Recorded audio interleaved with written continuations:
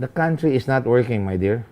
And I don't want to be one of those like Gone with the Wind. Frankly, Scarlett, I don't give a damn.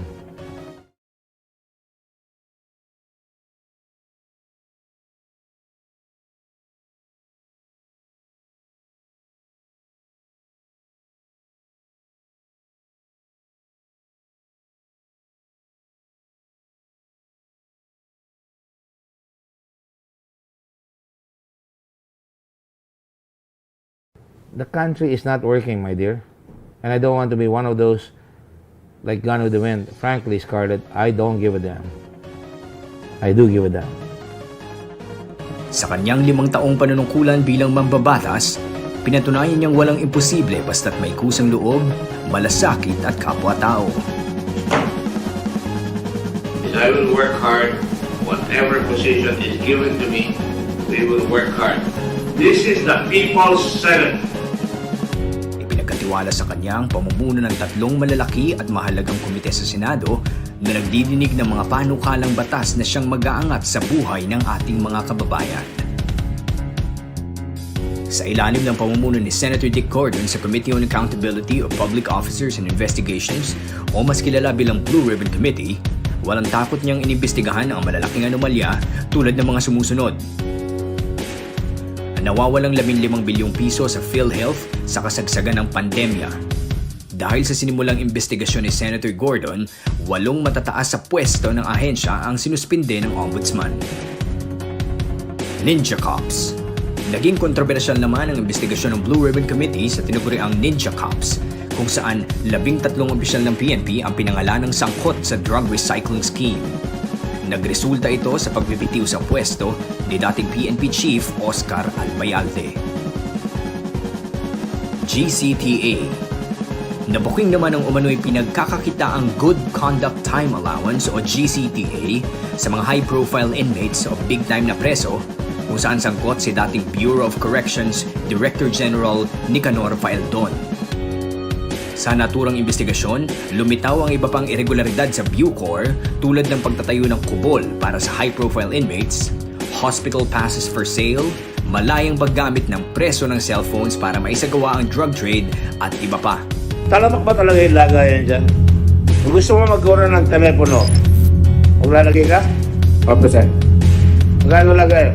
Depende, sir, sa klase ng telepono. Tara System. Bago pa man madawit ang pangalan ni Faeldon sa GCTA scandal, nauna na siyang nasangkot sa pagkakapasok ng smuggled shabu mula sa China na nagkakahalagang 6.4 billion pesos noong siya ay commissioner ng Bureau of Customs. Ang broker na si Mark Ruben Taguba ang nagsiwalat sa pagkakaugnay ni Faeldon at ng iba pang customs officials sa smuggling. August 2017, nagbitiw si Faeldon sa pwesto. Immigration Bribery Scandal. Makalipas ang mahigit 3 taon mula nung pangunahan ni Senator Gordon ang investigasyon sa bribery scandal sa Bureau of Immigration, sinintensyahan ng Sandigan Bayan noong June 25 ng reklusyon perpetua o panghabang buhay na pagkakakulong sina dating Immigration Associate Commissioners Al Argusino at Michael Robles, maging si retired Police Colonel Wenceslao Sumbero sa kasong plunder at graft dahil sa panginikil ng 50 milyong piso mula sa Chinese gaming tycoon na si Jack Lam. 5 taon na ang nakalilipas. Kami po dito nag-iimbestiga. Binibigay ang mga records available sa Ombudsman, sa DOJ at lahat para mag-file siya ng kaso at di po kami nagpa-file ng kaso. May nangyayari po sa investigasyon dito. Ilan na ho yan. Mahirap mag-imbestiga pero hinaharap natin ang kahirapan para mapuksa itong salot ng bayan na ito. Nang magsimula ang pandemya, dugo, pawis at buhay ang inalay ng ating mga frontliners, mailigtas lamang ang ating mga kababayan. Upang masiguro ang kanilang kaligtasan at masuklian ang kanilang kabayanihan, isinulong ni Senator Gordon sa Bayanihan 1 at Bayanihan 2 ang libreng COVID testing sa mga medical professionals.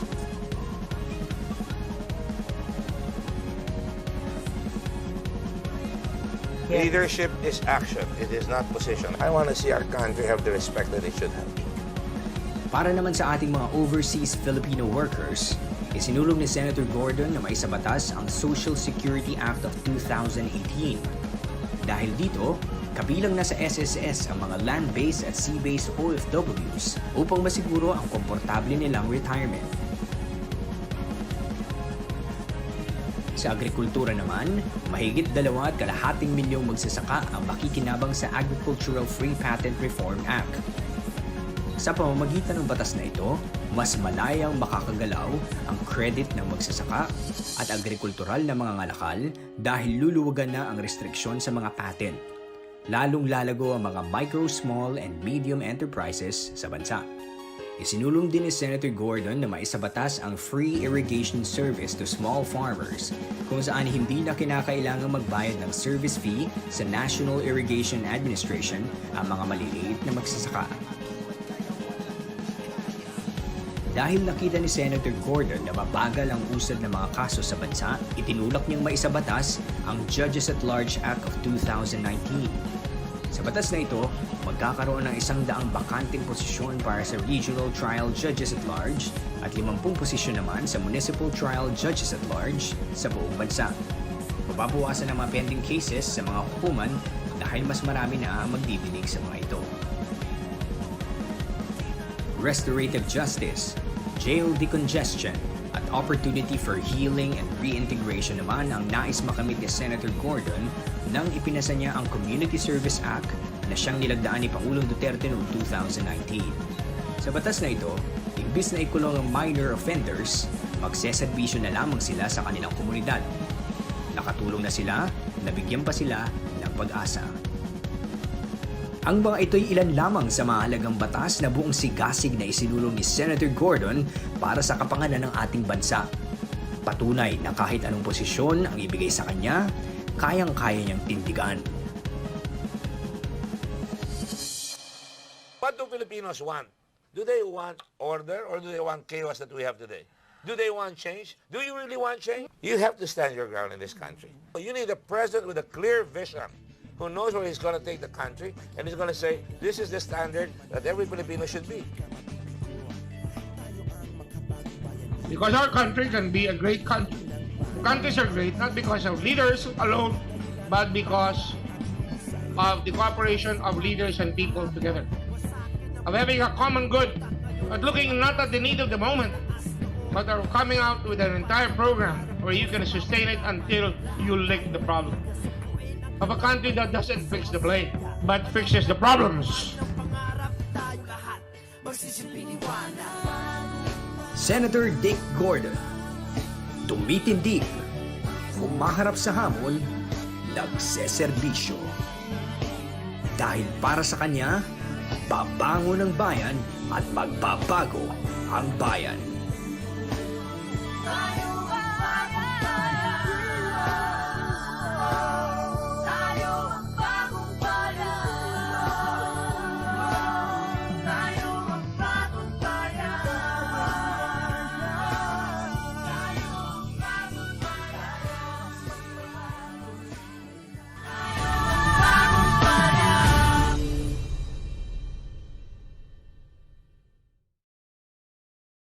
The country is not working, my dear. And I don't want to be one of those like Gone with the Wind. Frankly, Scarlett, I don't give a damn. I do give a damn. Sa kanyang 5 taong panunungkulan bilang mambabatas, pinatunayan niyang walang imposible basta't may kusang loob, malasakit at kapwa-tao.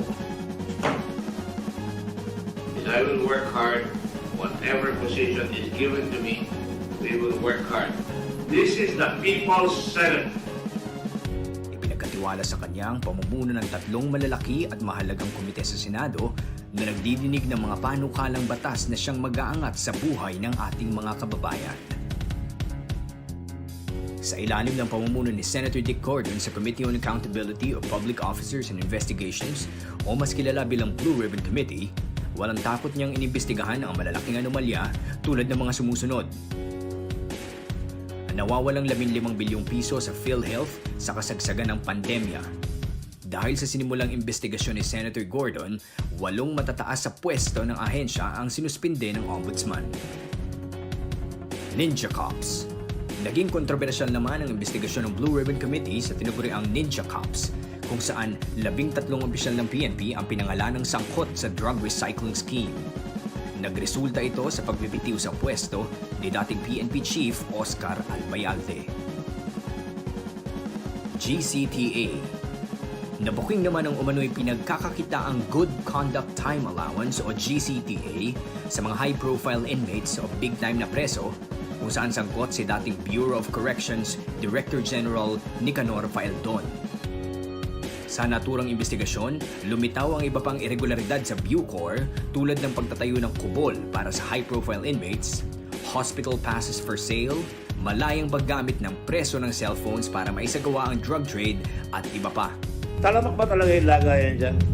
Kung gusto mo magkaroon ng telepono, maglalagay ka? Opo, sir. Magkano lagay? Depende, sir, sa klase ng telepono. Tara System. Bago pa man madawit ang pangalan ni Faeldon sa GCTA scandal, nauna na siyang nasangkot sa pagkakapasok ng smuggled shabu mula sa China na nagkakahalagang 6.4 billion pesos noong siya ay commissioner ng Bureau of Customs. Ang broker na si Mark Ruben Taguba ang nagsiwalat sa pagkakaugnay ni Faeldon at ng iba pang customs officials sa smuggling. August 2017, nagbitiw si Faeldon sa pwesto. Immigration Bribery Scandal. Makalipas ang mahigit 3 taon mula nung pangunahan ni Senator Gordon ang investigasyon sa bribery scandal sa Bureau of Immigration, sinintensyahan ng Sandigan Bayan noong June 25 ng reklusyon perpetua o panghabang buhay na pagkakakulong sina dating Immigration Associate Commissioners Al Argosino at Michael Robles, maging si retired Police Colonel Wenceslao Sumbero sa kasong plunder at graft dahil sa pangingikil ng 50 milyong piso mula sa Chinese gaming tycoon na si Jack Lam. 5 taon na ang nakalilipas. Kami po dito nag-iimbestiga. Ibigay ang mga records available sa ombudsman, sa DOJ at lahat para mag-file sila ng kaso at hindi po kami nagpa-file ng kaso. May nangyayari po sa investigasyon dito. Ilan na ho yan. Mahirap mag-imbestiga pero hinaharap natin ang kahirapan para mapuksa itong salot ng bayan na ito. Nang magsimula ang pandemya, dugo, pawis at buhay ang inalay ng ating mga frontliners, mailigtas lamang ang ating mga kababayan. Upang masiguro ang kanilang kaligtasan at masuklian ang kanilang kabayanihan, isinulong ni Senator Gordon sa Bayanihan 1 at Bayanihan 2 ang libreng COVID testing sa mga medical professionals.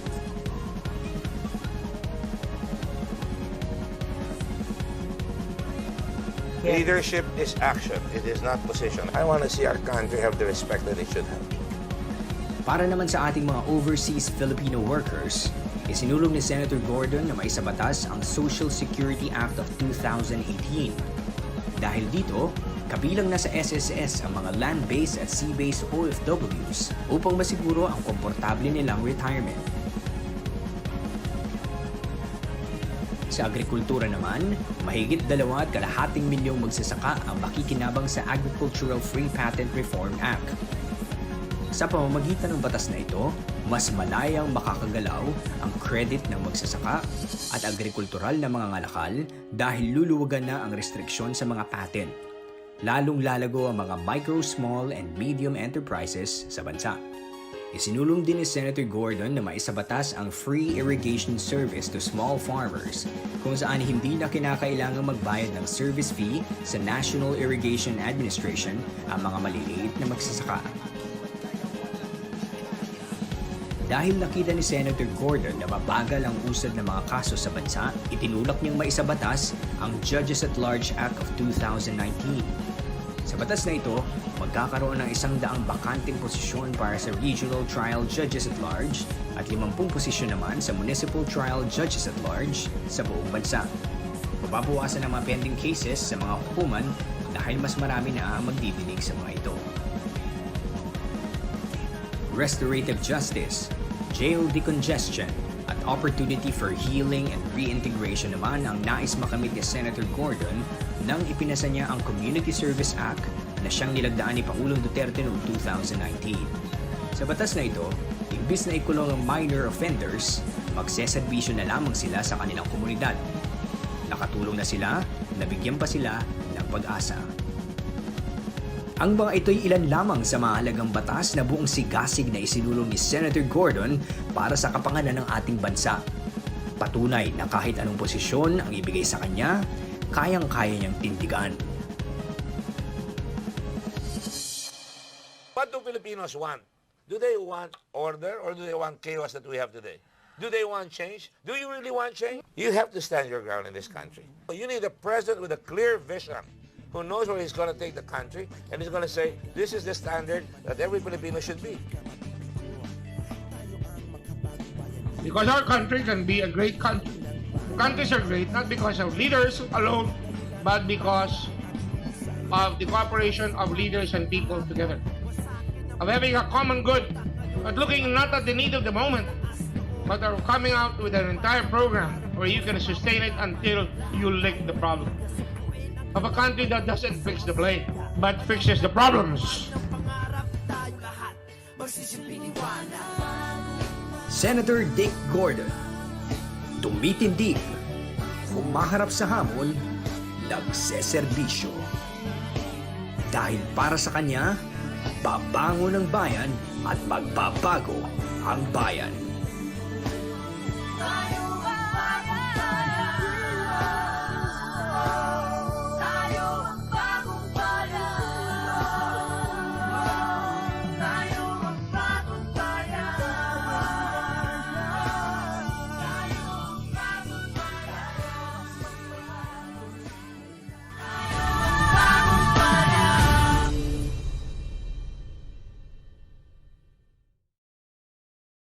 The country is not working, my dear. And I don't want to be one of those like Gone with the Wind. Frankly, Scarlett, I don't give a damn. I do give a damn. Sa kanyang 5 taong panunungkulan bilang mambabatas, pinatunayan niyang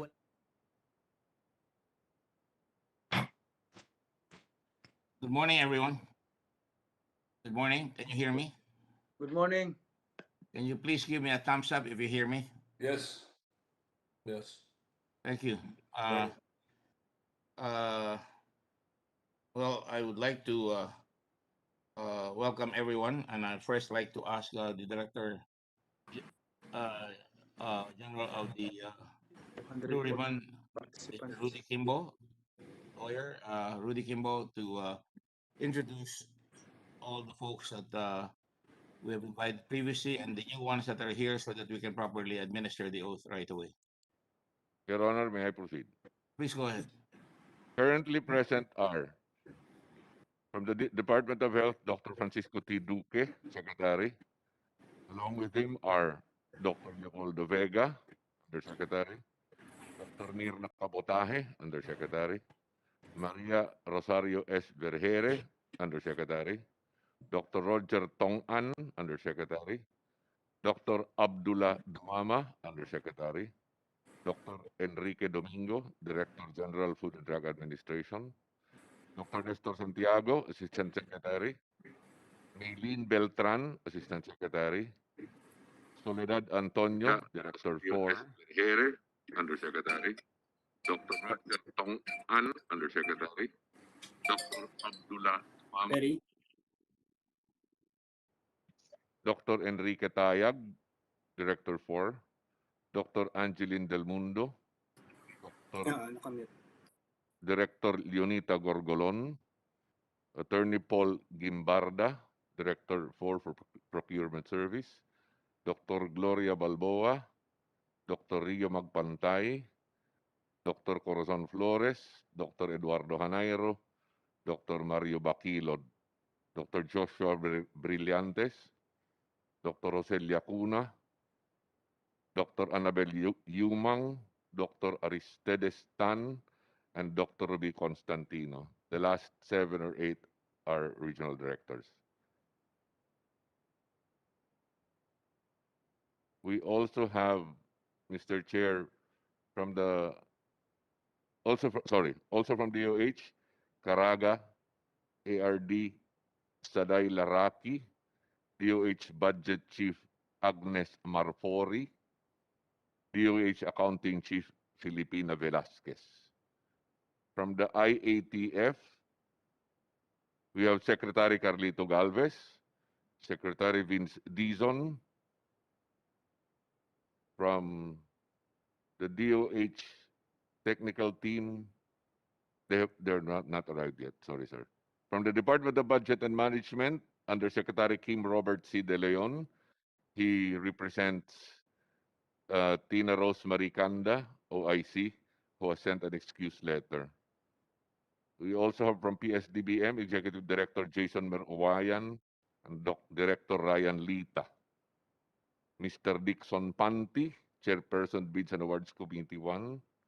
We have also Mr. Mervin Tangkintik and Mr. George Mendoza. From the Office of the Ombudsman, we have Honorable Warren Rex H. Leong, Overall Deputy Ombudsman.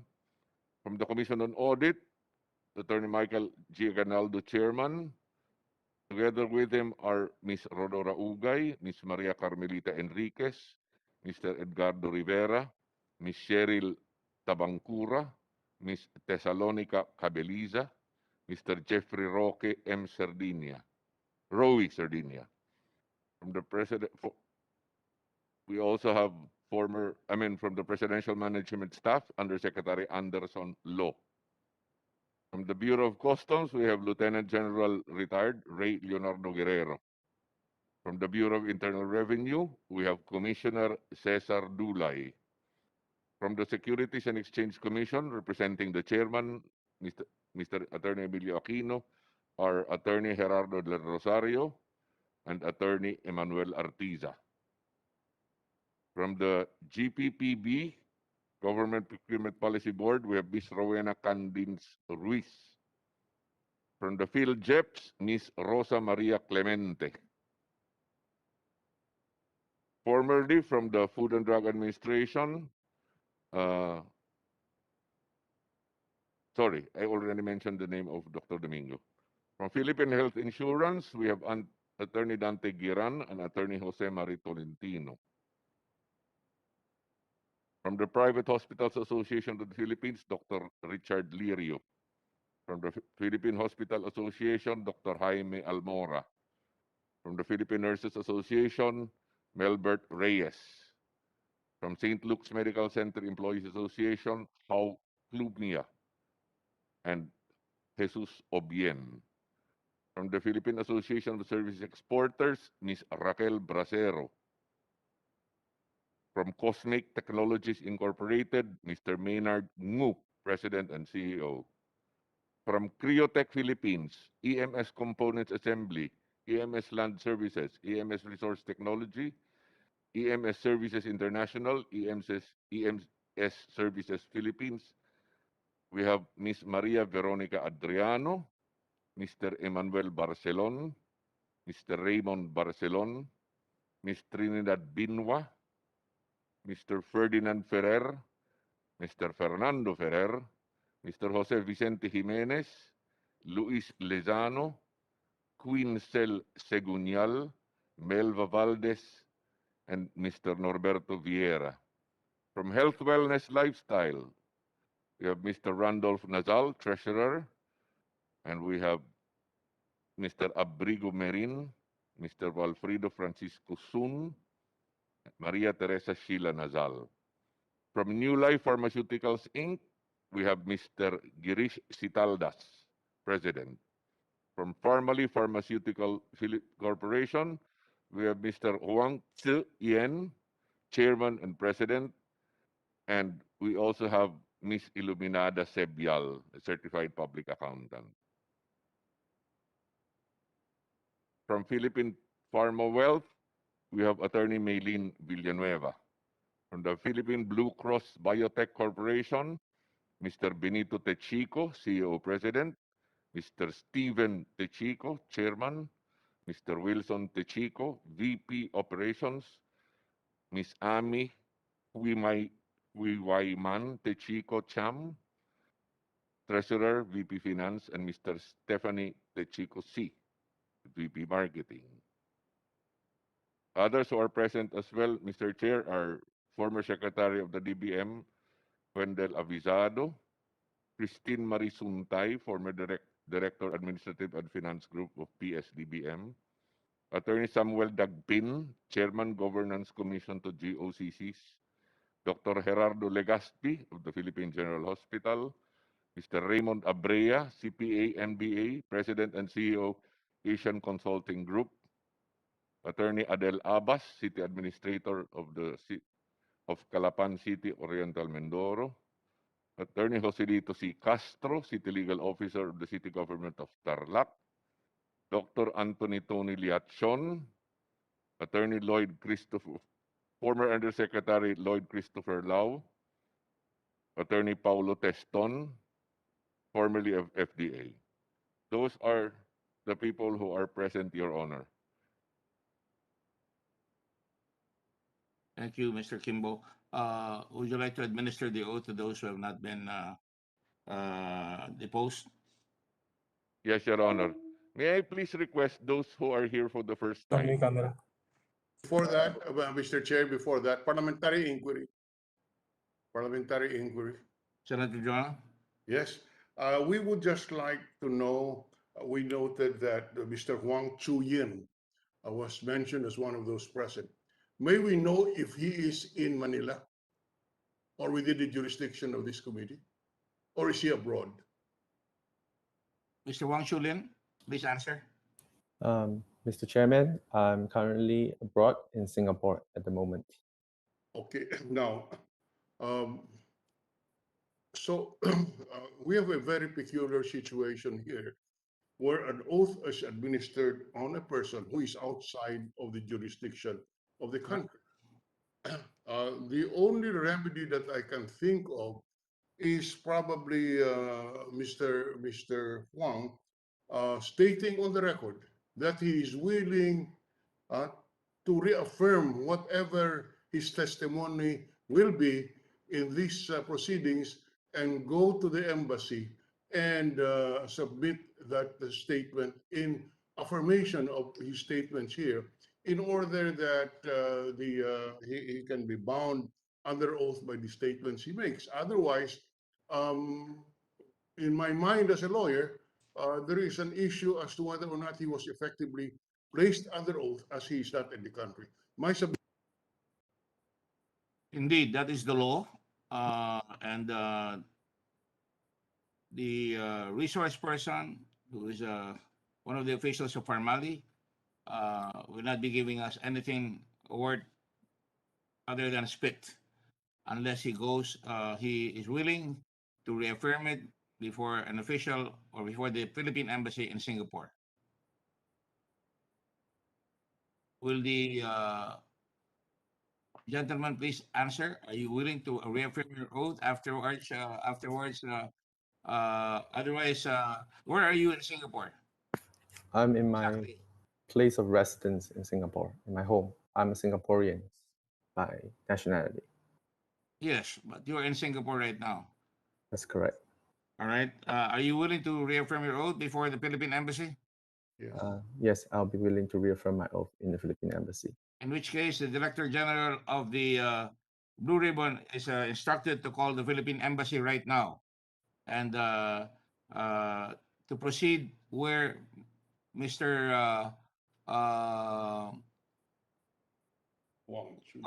Lai or Wang, I'm sorry, let me just be sure. Wang Chu-yen. Wang Chu-yen. Wang Su-yen, so that the proper oath can be given. Director General, Yes, Your Honor, we will make the call. I suggest you call through the Department of Foreign Affairs. Yes, Your Honor. update mo ako dun sa ano ha, yung aatenan natin. Somebody sa please Senate. mute. We can hear the discussion that is Pag not nag-meeting is na kayo. alien. Oh, Well, somebody didn't bring the breakfast this morning. They're still arguing. Please unmute yourself. Thank you. In the meantime, with the permission of Senator Ganon, all these people, are there any other aliens here present from Farmali? Mr. Wang, do you have anybody else with you? I have with me legal counsel with me, Attorney Don Kapunan. Will you please introduce him if he's there? Attorney Kapunan, Don, please introduce yourself. Is he right beside you? He's not beside me. I'm the only one abroad. All right. Well, We will wait until the communications with our Department of Foreign Affairs is undertaken so that the embassy could properly be informed through channels and try and get in touch with you so you can establish the place where you will reaffirm everything that you've said under oath in the embassy. Having said that, are there any other comments with respect to this witness for the moment? In the meantime, we will not ask him a question until we get confirmation from the Department of Foreign Affairs. All right. First, I'd like to get some housekeeping done. We sent some subpoenas, Director General. Can you please inform the committee to whom these subpoenas have been properly sent? Yes, Your Honor. Subpoena. The subpoena were sent to Engineer Ernesto Ilagan, Chief Inspection Division of the Operations Group of PSDBM, Mr. Mervin Ian Tangkintik, and Mr. George Mendoza. They're all here. We also sent subpoena from Cosmic Technologies Incorporated, Mr. Maynard Ngu, Mr. Ginalin Tan, Mr. Roger Chu, Michelle Marie Cinco, Edward Chu, and Milton Ngu. So far, what we have is who we have is Mr. Maynard Ngu, who is President and CEO. From EMS Corporations, Maria Teresa Veronica Adriano, Emmanuel Barcelon, Raymond Barcelon, Maria Teresa Bermudez, Miss Trinidad Binwa, Barbara Marie de la Cruz. They're all here, Your Honor. Also included are Mr. Fernando Ferrer, Mr. Jose Vicente Jimenez, Mr. Luis Lizano, Quincel Segunyal, Melva Valdez, and Norberto Vieira. So confirmed are Mr. Jose Jimenez, Luis Lizano, and Quincel Segunyal. But from the Health Wellness Lifestyle, Mr. Randolph Nazal, Mr. Abrigo Merin, Mr. Walfrido Francisco Sun, and Miss Maria Teresa Sheila Nazal. From New Life Pharmaceutical, Mr. Girish Sitaldas, Miss Karina Sitaldas, Miss Pamela Uttam Chandani Sitaldas, Mr. Arti Sitaldas, and Mr. Ram Sitaldas. They are represented basically by only Mr. Girish Sitaldas, who is president. He sent us a letter saying that he will be representing or appearing on behalf of all the other members of Health Wellness. From Who's New that? Life, Excuse me, Director General, who is that? Who is going to be appearing on behalf of all the others? Mr. Girish Sitaldas. He is president of New Life, Mr. Chair. Is that better known as Ram Sitaldas? No, Ram Sitaldas is another person, Your Honor. That's why I'm verifying. RT Sitaldas, Director New Life Pharmaceuticals. Is that correct? And Karina Sitaldas. Yes, sir. A Pamela. subpoena were sent to them, but Yes. only Mr. Girish Sitaldas is present right now, Mr. Chair. All right, let the record so state then. From Pharmaceutical, we sent subpoena to Mr. Wang Tzu Yen, Mohit Dargani, Twinkle Dargani, Justin Garado, Lincoln Ong, Grizel Grace Mago, and Miss Iluminada Sebial, the CPA. Present are, Mr. Huang Tzu-yen from Singapore and Miss Iluminada Sebial. Others aren't here yet, Mr. Chair. From Philippine Pharma Wealth Excuse me, Director Kimbo. Are others are where? are not yet here, Mr. Chair. My They have not information appeared. is that you sent something to Mohit Dargani, a subpoena, correct? And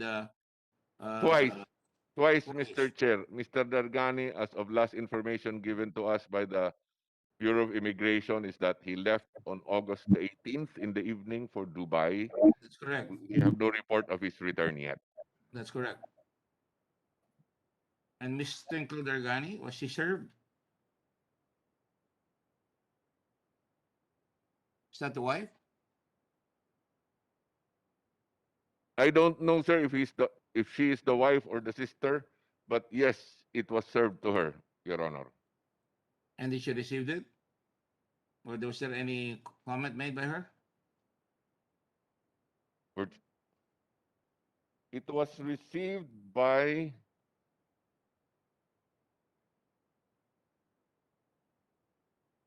the subpoena duces tecum and subpoena ad testificandum addressed to the members of Farmally,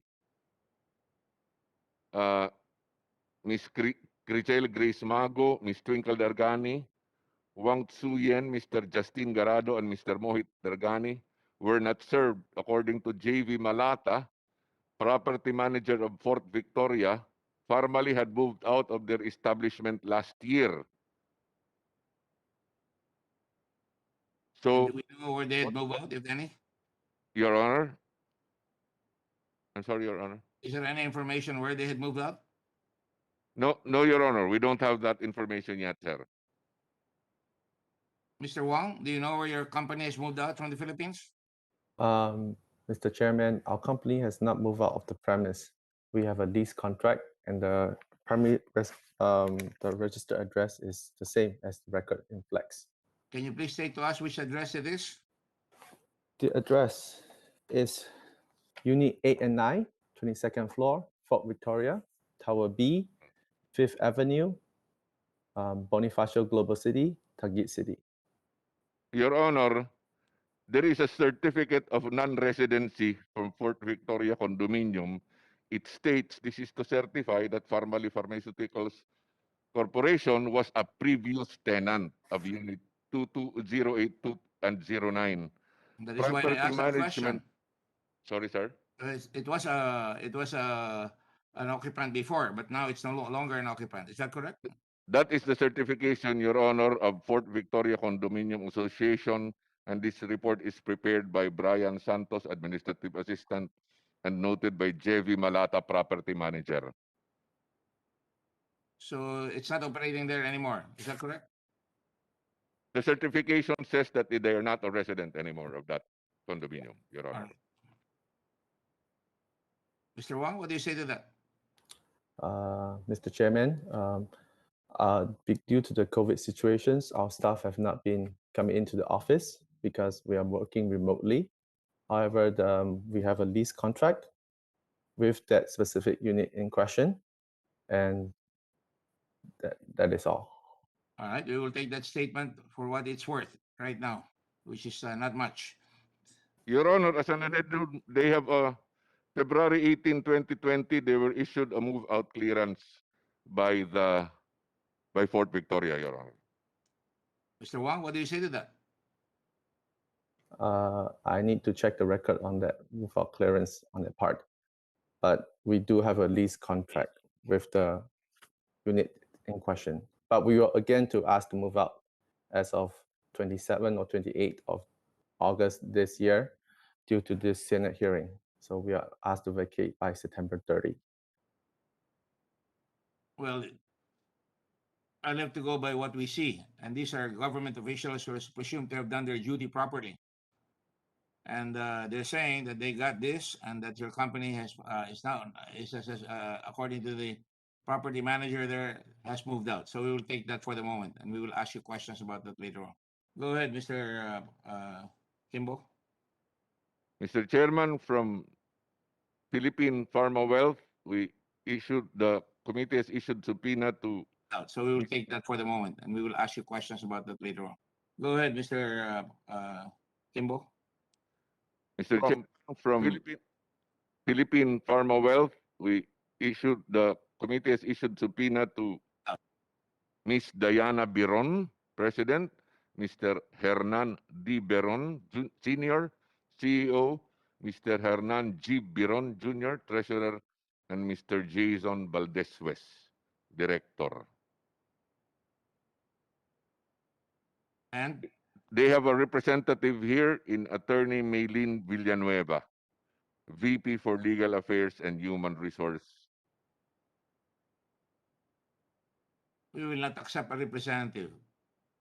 Yes, We sir. want their presence here.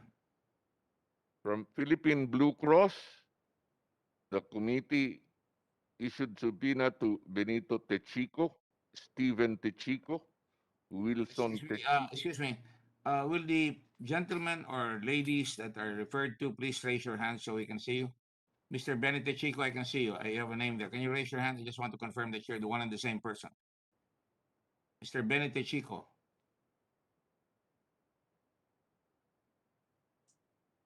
Mr. Benito Chico, you faded out. Go ahead. Mr. Tichico.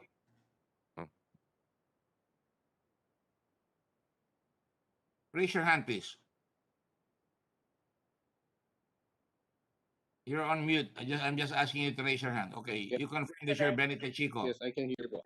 Yes, okay, go ahead.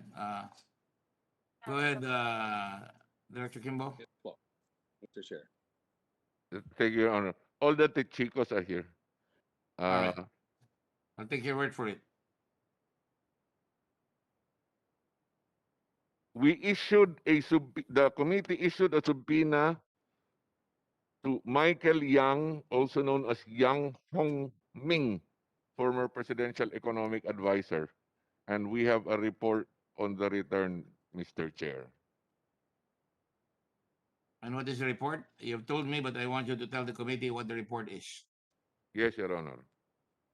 Mr. Michael Yang, also known as Yang Hongming, the first attempt to serve the subpoena on September 2, Thursday, was at 1 Neo, wherein the receptionist, through the security guard on duty, gave our server a telephone number to call for any Philippine Full Wind Group of companies transaction. Upon calling, a certain Mr. John answered and informed our server that Mr. Yang is no longer connected with Full Wind Group of Companies, Inc. The second attempt to serve the subpoena on September 3, 2021, Friday, was at number 19 Nara Street, Forbes Park, Makati City, wherein a certain Romley Leondia, driver, refused to receive the subpoena and informed our server that there is no Michael Yang residing in the said address. You're talking about the address in Nara Forbes Park, are you? I'm sorry, sir? Yan ba yun sa Nara Forbes Park? Number 19, yes, Your Honor, Nara, Forbes Park. Yes. The driver, Romley Leondia, said that there is no Michael Yang residing in the said address. While talking with Mr. Leondia, an insurance company courier arrived with a document for a certain Nancy Yang. Mr. Leondia told the courier that there is no Nancy Yang in the household as well. Our server left a copy of the subpoena with Mr. Leondia. Did you not tell this representation that somebody brought a package or a letter? Is it a package or a letter? This was a delivery from an insurance company, and the courier arrived with a document for a certain Nancy Yang. But Mr. Leondia, the driver, told the courier that there is no Nancy Yang in that household as well. Is Mr. Leon, is he Filipino or is he Chinese? Mr. Leondia, Your Honor? Yes. He is a driver. I think he is a local, Your Honor. Well, we got to confirm because otherwise you should instruct the USA to further investigate or bring him here if we have to. Yes, Your Honor. Mr. So Chairman. we don't have Chairman. Mr. Michael Yang. Yes. An administrative matter, Mr. Chairman. Who is yes, Yes. Senator Yes. Pangilinan? Just an administrative matter. Mr. Leon Diaz should be subpoenaed so that we can bring him in. Well, the other administrative matter, Mr. Chairman, is that when subpoenas, one or two subpoenas have been ignored or have not been well, have been disregarded. That the next step is to issue a warrant of arrest, Mr. Chairman, as you know, and therefore we will tackle this later on, Mr. President. Just for the record. Yes. Mr. Thank Chair. you, Senator Pangilinan. Yes, Senator Poe. Happy Yes, birthday, Senator Poe. yes, Mr. Chairman, I think that I heard from a source that perhaps the Yangs are just leasing in Forbes. So maybe we can subpoena a copy of the lease agreement, whoever really owns the property, if there is one. That's all, Mr. Chairman. I'll ask Frank Dillon, then the chair will, Senator Dillon, and the chair will rule. Go ahead. Senator Dillon, you're recognized. Mr. Chairman, I have a copy of the lease agreement on 19 Anara Avenue, South Forbes Park. That lease agreement states that that the lessee is a corporation and that the lease premises will be used by Michael Young. Yes, that was Mr. Tagle, right, who owns the lease. Yes, yes. Is that correct? Yes. Yes, Tagle owns the leased premises. It's not related to me. Yeah. Yes, that's correct, sir. But the lease contract expressly provides that the residence will be used by Mr. Michael Yang Hong Ming. We have a copy of the same. Isn't that right, Director General? Yes, Your Honor. We have the same copy, Your Honor. Okay. And indeed, they confirm what Senator Dillon says, as we've seen it before, right? Yes, Your Honor. I think that provision is stated in clause number 5 of the lease contract, Your Honor. Mr. Chair, does it state what the lease amount is? I'm just curious. It says that well, I'd let Director Kimbo say so because he's got the contract. Go ahead, Director Kimbo. It's about $500,000 a month, Your Honor. 500,000 a month. Is that correct? Yes, Your Honor. About 500,000 a month. In other words, about 6 million a year. Yes, Your Honor. And the contract is for how long? 5 years, Your Honor. And the contract was dated when? 2017, Your Honor. We're looking for the exact date, but it was 2017. That's about the date that Mr. Yang brought Farmali to Davao to see the president. Is that correct? Same year? Yes, Your Honor. The contract starts April 2017, Your Honor. Yeah. It expires on April 2022. Yes. So that was before or after they went to Davao? After, Your Honor, because the trip to Davao was in March of the same year. I thought so. March 17, if I'm not, March 19 or March 17, to be exact.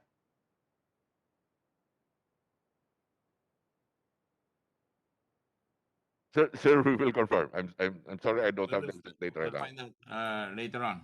Anyway, So, Mr. I think Mr. we have a Chairman, copy of the contract that I can show on the screen. Can you see the contract, folks? Have we Mr. shared? Chairman, that Yes, means go if their lease began in 2017, that means if they left earlier than that, they didn't actually end their lease. They ended their lease earlier than what's stated in the contract for 5 years. Well, it says that the lease premises were to be occupied specifically, and I'll try to read it to you. Can you scroll down, please, to the part where it is supposed to be assigned to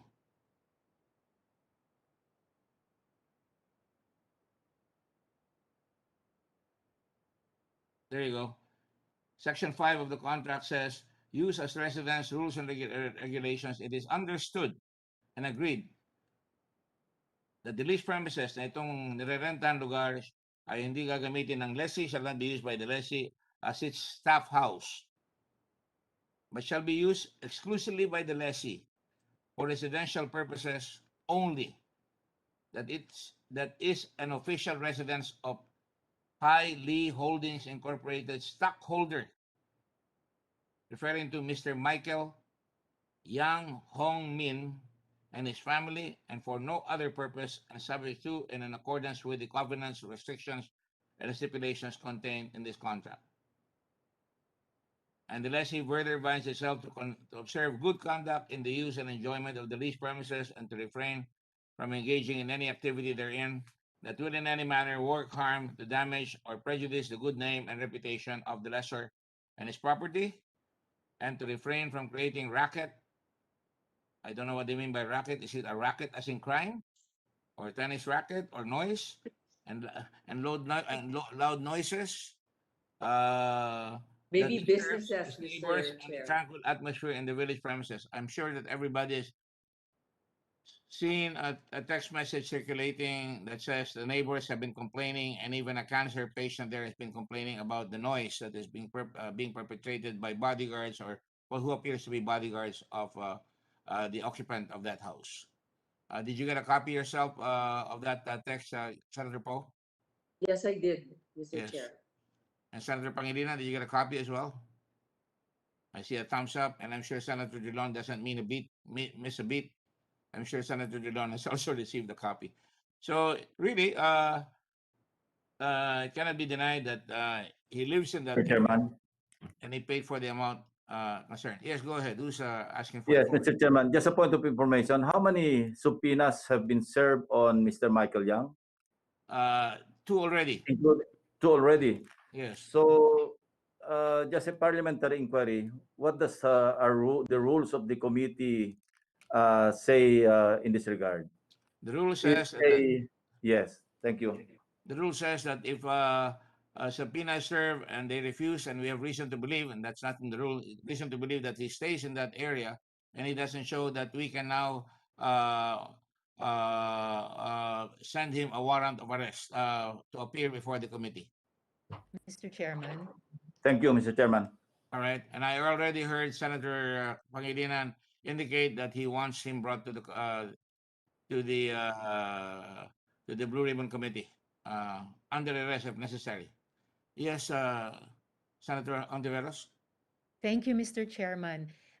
Together with Sen Kiko and Sen Ping, it also has really caught my attention that this is at least the second time that the Blue Ribbon Committee, through our chairman, has issued an invitation or a subpoena to Michael Yang or Yang Hong Ming. And so in the spirit of what Sen Kiko said also about preparing to issue a warrant of arrest, may I move, Mr. Chairman, to cite Michael Yang or Yang Hong Ming in contempt of the Senate. I so move, Mr. Chairman.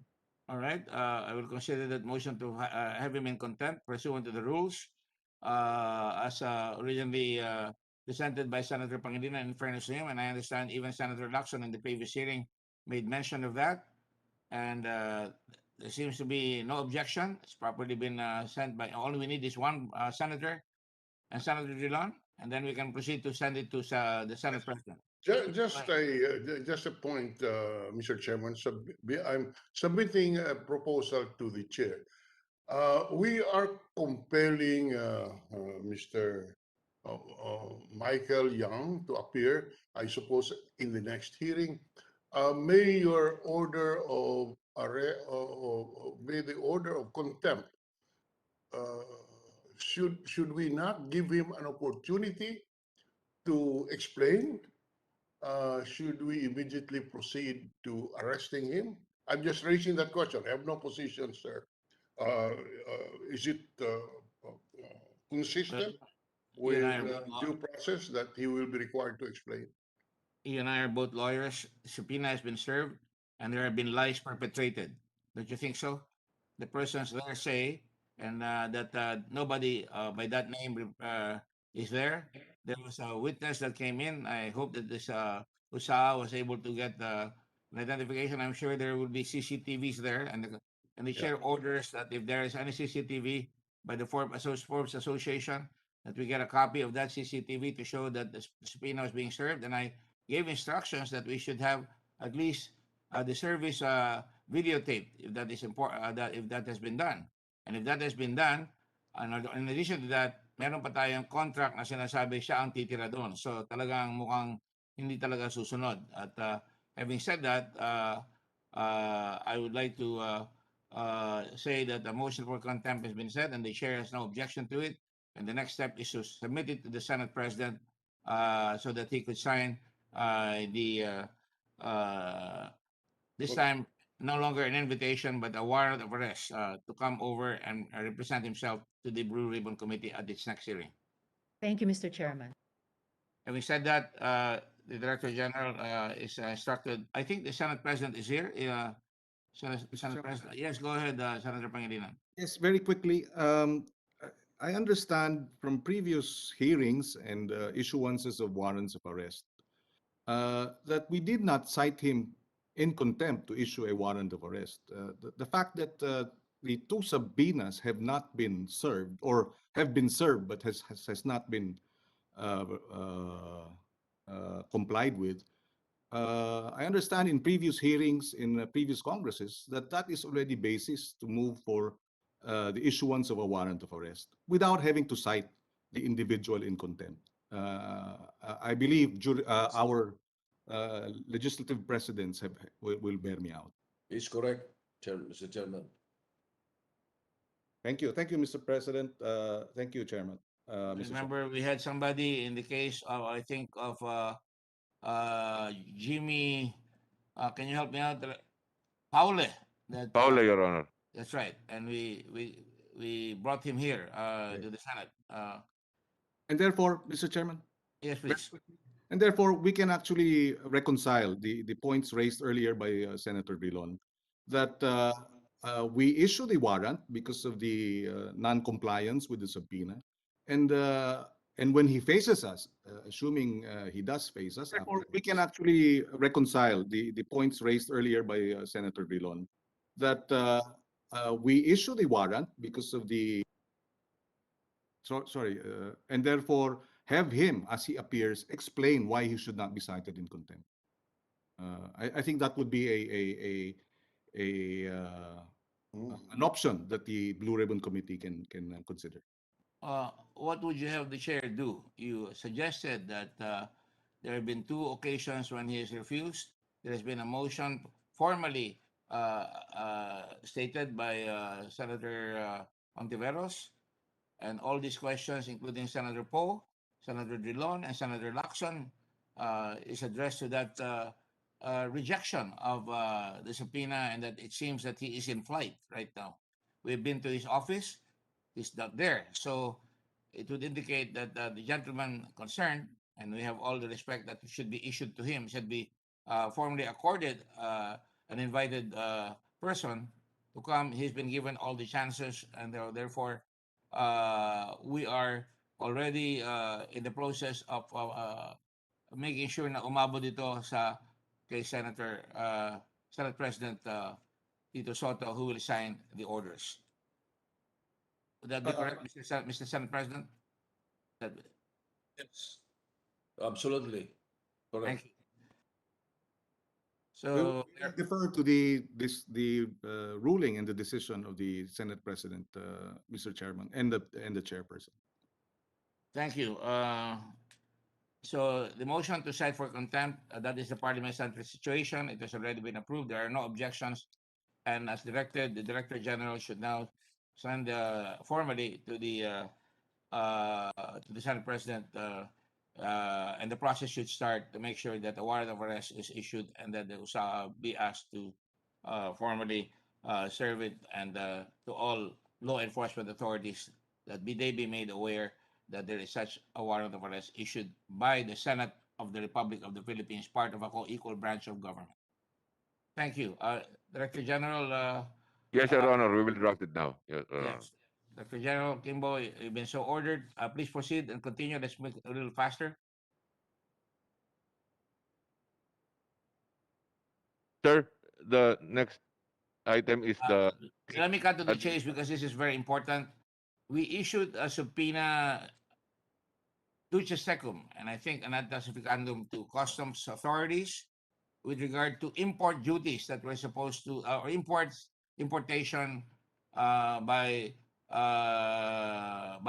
Farmally and by other corporations involved. Have we done that already? Your Honor, we have sent We have sent, it was received by the Bureau of Customs September 6, Your Honor. It was Yesterday. yesterday. Yes, Yesterday. at 12:42 p.m. And is there any return for that? Only that it had been received, but the Bureau of Customs, at least until now, has not made a submission yet. Well, let me push the envelope. Could you instruct some of our folks at the Blue Ribbon to follow up with the Customs Commissioner what their disposition of this subpoena? Yes, Your Honor. In fact, the Customs Commissioner is present, Your Honor. Good. That would be Commissioner Guerrero, right? Yes, Your Honor. Commissioner Guerrero, please, would you? Yes, may we Mr. respectfully Chairman, yes, request Your Honors. yes, please. Yes, Director General, we confirm that we have received the notice. However, the notice that we received lacked specific details as to the information being required. May we just ask for the exact information or data required from the Bureau of Customs so that we could submit them as soon as possible. Yes, Director if I General? may, Mr. Chair. Director General, go ahead and reply, please. I will go to Your Senator Honor, Marcos immediately. Your Honor, Mr. Chair, the subpoena duces tecum reads. The authority of Section 17, etc., to email immediately to Blue Ribbon the following information. Number 1, documents relating to importation and proof of payment of importation duties on supplies of Pharmaceuticals Corporation and Suzhou Construction Machinery Group Import and Export Company Limited. Number 2, records of Pharmaceuticals Corporation total importation for year 2020. Number 3, name of the customs broker who facilitated the importations of Pharmaceuticals Corporation. And number 4, importation records of vaccines. Chair. Sounds simple and direct, Commissioner. Mr. Chairman, yes, this is the first time that we have been informed of such subpoena duces tecum. The latest communication that we received from the Senate is dated September 5, inviting us to attend this meeting, sir. According to our records, the subpoena duces tecum was sent to you yesterday, September 6. Anyway, sir, It was received at just coordinate 12:42 with the p.m. Director General to get the details so that we could provide it immediately, sir. The details have been read to you. We will use the internet to make sure that your office has it right now. Yes, sir. We'll confirm that, and I'm sure you have records that you could send by way of the internet if that is possible. If not, we will get the hard copies as well. Yes, Your Honor, we will comply, sir. Thank you, sir. Thank you very much. You're a general in our armed forces in the past. You were a chief of staff, and I know that you're a decent man and that you will comply with the lawful orders of the Senate. Thank you, sir. Senator Marcos? Yes, Mr. Chairman, I'd like to inform the committee that I sent a similar letter to the subpoena to the BOC urging that they supply the following information of compliance of the various companies under investigation, including the ITR for 3 years, the usual requisites for an import permit, the CPRs of the company, the proof of financial capacity, the bank certificates, the proof of lawful occupancy and office address, including warehouses, as we discussed earlier, and the certificates of registration issued by the AMO of the BOC, the Accreditation Management Office, as well as the reference of values on the imported goods. Kasi we can tie that immediately with the BIR, which unfortunately, Mr. Chairman, was similarly unresponsive. So I'm certain the General Jagger will supply the necessary information forthwith. Thank you, Mr. Chair. Yes, Mr. Chairman. May I respond? Yes, Commissioner, go ahead, please. Yes, we confirm that we received the communication from the office of Senator Amy Marcos, and we have already submitted our reply, sir. I will check who from the office of the senator received the reply. If not, we will resend it again, Mr. Chair. Yes, Senator I'm not Marcos? yet in receipt, but I will await your reply so that we can compare these requisites and their compliance with the BIR and other documents. Thank you very much. All right. Will the gentle Thank you, lady Mr. Chair. from Ilocos, Slovakia, please send us a copy? Should she to make sure that you already received a copy? And that's good that you also wrote a letter. Go ahead, Senator Pangilinan. Yes, just a quick administrative matter on the matter of issuances of warrants of arrest. Can the chair also consider the issuance of warrants of arrest to the members of the board of Farmally who have been issued two subpoenas and have not appeared since these two subpoenas were issued? That would be Gargani, Twinkle, and the other Gargani, Mort, and the others who have already received two subpoenas, Mr. Chairman. To do so because I think we should really get them in here. And like I said, one of them, Mujib, I think is in Dubai, and we can even request the embassy there to the DFA, of course, to find out what he's doing there, and maybe he can come over right away back. And this should be Mohit Dargani, Twinkle Dargani, of course, Wang Suyan is here. Miss Crystal Grace Yu Mago, not served. It says not served. Justin Garado, not served at Fort Victoria. Mr. Lincoln Ong, Pharmacy Pharmaceutical, not served. Miss Iluminada A. Sebial, these are Filipinos, certified public accountant. I think Mrs. Iluminada Sebial is here. Is that correct, Director General? Yes, Your Honor, she is. Ms. Sebial, will you please sound off? Are you here? And raise your hand right away. As you raise your hand, I will consider that a motion. I would like to appreciate a second from any senator. Yes, we second. All right, it's been duly seconded, and that will again go the course of Michael Yang's warrant of arrest, and the Senate President is here, and I think he will do the same exact thing without me telling him what to do because he knows better than I do. Thank you. Thank you very much. And I saw a thumbs up, and I saw a thumbs up there, and from the Senate President, that the record states that the thumbs up was made. So, so ordered, Director Kimbo. Yes, Your Honor. Your Yes. Honor, just for certainty, may be allowed to read the names?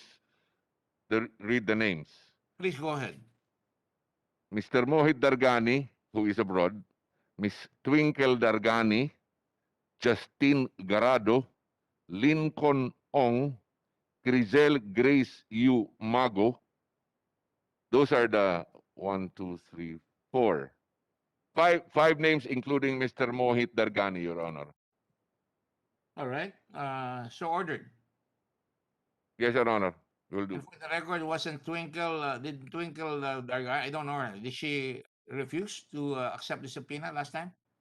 Sir, it's the same problem that the service was in Victoria? Was in Fort Victoria, a place that they had already left and ceased to occupy. Consistent with the answer of Mr. Wang in Singapore. Is that correct? Yes, Your Honor. Inconsistent, Your Honor. Thank you. Inconsistent. That's correct. Go ahead. And are there any other things that any people that you've subpoenaed that have not appeared? Who have subpoenaed, as well as documents? So far, we're okay, sir. So far, we've completed the enumeration, Your Honor. Should issue a subpoena also to the BIR to send us a testificandum records of operations of this group, Farmally? Yes, Your Honor. We sent a subpoena duces tecum addressed to the commissioner, asking him to submit to the committee number 1, income tax return and other tax records of Farmally Pharmaceuticals Corporation. Number 2, income tax return and other tax records of Suzhou Constructions Machinery Group Import and Export Company Limited. Number 3, tax clearance, registration, and other tax records or certificate of non-registration or similar document of Farmally Pharmaceuticals Corporation and Suzhou Constructions Machinery Group Import and Export Company Limited. Number 4, records of Pharmaly Pharmaceuticals Corporation on the following: A. Summary list of importation, SLI. B. Summary list of purchases, SLP. C. Summary list of sales, SLS. This was received by the Bureau of Internal Revenue on September 06, Your Honor, 2021 at 3:04 in the afternoon. The BIR here today? Good morning, Mr. Chair. Yes, good morning. Yes, hail Caesar, BIR Commissioner. I'm just putting a little bit of humor here. Your name is Caesar. It's a very historic name. Go ahead, Commissioner. Go ahead. Good morning, Mr. Chair. We confirm receipt of the subpoena juices TECOM at 3 o'clock yesterday afternoon. And if you allow us to time to collate these documents, earlier Senator Marcos wrote us asking for the same documents. And we have replied to her, I don't want to go legal on this. I want to cooperate with the committee. But I think you are well aware of our constraints under Section 270 of the Internal Revenue Code regarding the confidentiality of information. There are only 3 exceptions, and we can release that upon order of the President or upon a subpoena and request from the committee sitting on executive session. And third, of course, the representative of Pharmaly is here. If they waive the right to this information. The last option would be easier for us. If they waive, then we can release the documents. Well, we've been so informed by you, and we are aware of those provisions for matters of national interest and security. If my memory serves correct, national security would mean that the interest of the state, there are certain secrets that that cannot be revealed, and executive session is a very delicate move by the Senate because as far as this representation is concerned, there should be transparency. And I am aware of the gentleman's from the BIR. I know of his good reputation. I just want to point out that these are matters that are part of the submissions made, especially by a new corporation who is going to apply for an import permit that, under the rules, should show that he has been practicing for 3 years. And apparently, we just want to know whether he has, in fact, because he just filed for certificate of incorporation in September of 2019. And this is very crucial to us. You will understand, para maintindihan tayo ng publiko. Nagtataka lang po ang mga senador na September 9, na 2019, nung magbidding po in about March or April, ay nakapasok ho sila na at apparently hindi naman makakapagdala kaagad dito yan ng mga ganyan na mga bagay-bagay na binibidding, and we want to be sure that that all the dots are placed and all the T's are crossed. Yun lang po. Kaya I may disagree with you peremptorily, but we will give you the proper respect that you so richly deserve. And I don't know why this has to reach the president, and I would not want the president embarrassed by this because it's so easy to say, i-release yan. Kaya ng presidente i-release yan sapagkat hindi naman po involving national security. And the more the public feels na merong ilag na ginagawa or iwas na ginagawa, lalong mawawet ang appetite ng publiko, and I do not want to have that happen to our country. Yun lang po. So, the subpoena has been issued. You may reply to it in accordance with your processes. Maybe we can do that insofar as the issuances are sent to us. The issuance of the subpoena has been undertaken, and the documents can be, of course, under secrecy. We do not want to reveal the secrets as well as the personalities of the individual right away unless there is ground to do so, and we will follow the law. And perhaps, when you send it to us, please grant us the courtesy that we are people that we are not here to aggrandize ourselves here. We just want the truth. Mr. So yun Chairman, lang po gusto ko sabihin sa inyo. Mr. Chairman, Chair. Mr. Chairman. Senator Tolentino, what is the pleasure of Senator Tolentino? Good morning, Mr. Chairman. I just want to inform this body that I'm physically present here, Oh, I can see you. attentively Loud and clear. listening. I may want to, Hear you loud and clear, rather. Mr. Chairman, I may want to agree to the request of the good commissioner if he can provide this committee well-connected reasons that would invoke the national security proviso mentioned by the good chairman. Is there any compelling reason why an executive committee session should be conducted that would not impinge on the functions of the Bureau of Internal Revenue? Siguro, Mr. Chair, pwedeng pakinggan natin kung ano yung dahilan without necessarily exposing the importance of the documents or revelations that may be made by the good commissioner. Just one reconsideration for this, Mr. Chairman, if we can allow Commissioner Dulay to explain why there is a compelling reason to go into an executive session. Thank you, Mr. Chairman. Let me reply to that quickly. The chair will be liberal with your question because we have a lot of things to cover, and I'd like to have the answer from the BIR in connection with the observations of Senator Tolentino. Thank you, Mr. Chair.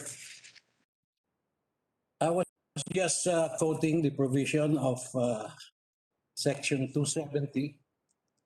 With due respect, I do not see any issue on national security because the provision simply says that any officer or employee of the Bureau of Internal Revenue who divulges to any person or makes known in any other manner than may be provided by law information regarding the business, the income, or state of any taxpayer, the secrets, operation, style, or work, or apparatus of any manufacturer or producer, etc. Your Honor. I don't want to. I want to disabuse the mind of the committee that the BIR is not prone to submit all these documents. I just want to follow it. But as a last statement, maybe the chair, Mr. Chair, since the representative of Farmali is here, maybe we can ask them if they're willing to waive this provision and agree for the BIR to submit all these documents. Because we still have to confirm that he can do so under oath. But what is the pleasure of the committee? By the way, Commissioner Dulay, I would appreciate if you'd address the chair as Mr. Chairman. I still am a human being. I'm not a chair. I'm not made of wood. I don't have a wooden heart. Thank you. That is just a request. I'm glad that Stand corrected, Mr. Chairman. I stand corrected. Thank you. Thank you very much, sir. Thank you. Not a big thing, but I mean, yes, go ahead. I saw Senator Pimentel raise his hand, Senator Pangilinan, and then Senator Marcos. Go ahead, Senator Pangilinan. Yes, Mr. Chairman. Well, I have some concerns about the BIR asserting that they are not allowed to divulge such information or data. And the provision cited refers to a provision, or I'd like to believe, a business that is conducting its businesses appropriately and in compliance with the respective, corporate and tax obligations, tax liabilities, etc. But this is a different case. I beg to disagree. We are not operating. We are not looking into a company per se, but a company that is now being dragged into a billions of pesos worth of possible corruption. I just want that on record, Mr. Chairman. And of course, we have a dilemma here. If we ask the chairman and he refuses, then our hands are tied. I mean, not necessarily, but our hands could be tied, and therefore we go by the argument being raised by the BIR commissioner that he has he is constrained by the law or their regulations not to release the information without the consent. Which, to my mind, yes, it may be simpler, but if we go that route and the chairman refuses, then we're back to square one, Mr. Chairman. Question, Mr. That's Chairman? precisely why I did not ask him directly. I don't want him to have an out. Go ahead, Senator President. Yes, with the statement of the BIR, yung number 2 nila, what does he mean when he says subpoena duces tecum in executive session by the committee? Does it mean that if we call ourselves into an executive session and ask for these documents, you will be giving it? Or our subpoena duces tecum stands and you can submit it to us, but we consider it submitted in executive session? Which is which? Commissioner Dulay? Yes, Mr. Chairman. My own interpretation of the law is that we are supposed to keep confidential the records of any taxpayer, so that if we submit the documents and it will be considered by the committee on executive session, then they are protected. It is not public like what we're doing now. So my reply, Mr. Chairman, is that we can submit the documents and the committee can consider the documents in executive session. Right? I think that's fine. facilitate the matter, Mr. Chairman. De tanggapin natin and then we can consider it in executive session at saka natin basahin. Well, that sounds like a very good compromise, but I have a statement to make, but let me hear Senator De Leon's first. Well, yes, the Senate President is correct. What the Senate President stated is the law, and what Commissioner Dulay said is the law. And therefore, Commissioner Dulay submits to us the document. We will consider it an executive session. So that's the law. We have no choice now. Of course, the issue is when we go into executive session and we consider the documents, there are certain rules in the executive session. So we leave it at that. Let us have the documents as suggested by the Senate President. Let's consider it in executive session as required by the law, and from there we can make decisions on other points. So just to cut short with due respect to the chairman, let Commissioner Dulay submit that as suggested by the Senate President, and we can proceed on the other points. My comments are simple. I like what the Senate President said, and I'm willing to do that. But I also would like to have my 2 cents worth, if I may. This is a matter of vital interest.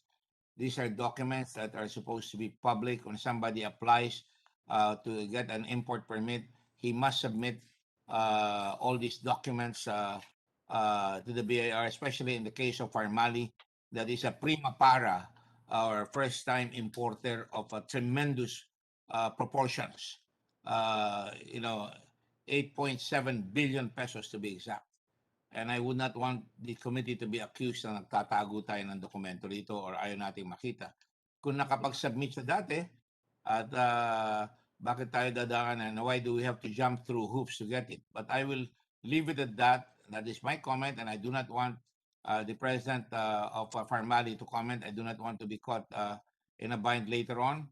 But, okay, we will follow what the Senate President, in his wisdom, suggests. That's a good point, that we can get the documents, and will the gentleman from the BIR, Commissioner Dulay, please comply, and we will take it up and executive session as suggested, and we will decide what to do when we get there. Thank you very much. Commissioner Dulay, would you comply, please? Yes, of course, Mr. Chairman. We'll just request for a few days to compile all these documents that are needed. The chair will give you until the chair was hoping that we could do a hearing right away on Thursday, but we will do it right away. We will want to do it at the earliest by Thursday, if that is possible. It's now Tuesday. You have 2 days, I think. I'm sure you're computerized already, and I'm sure the information can be undertaken.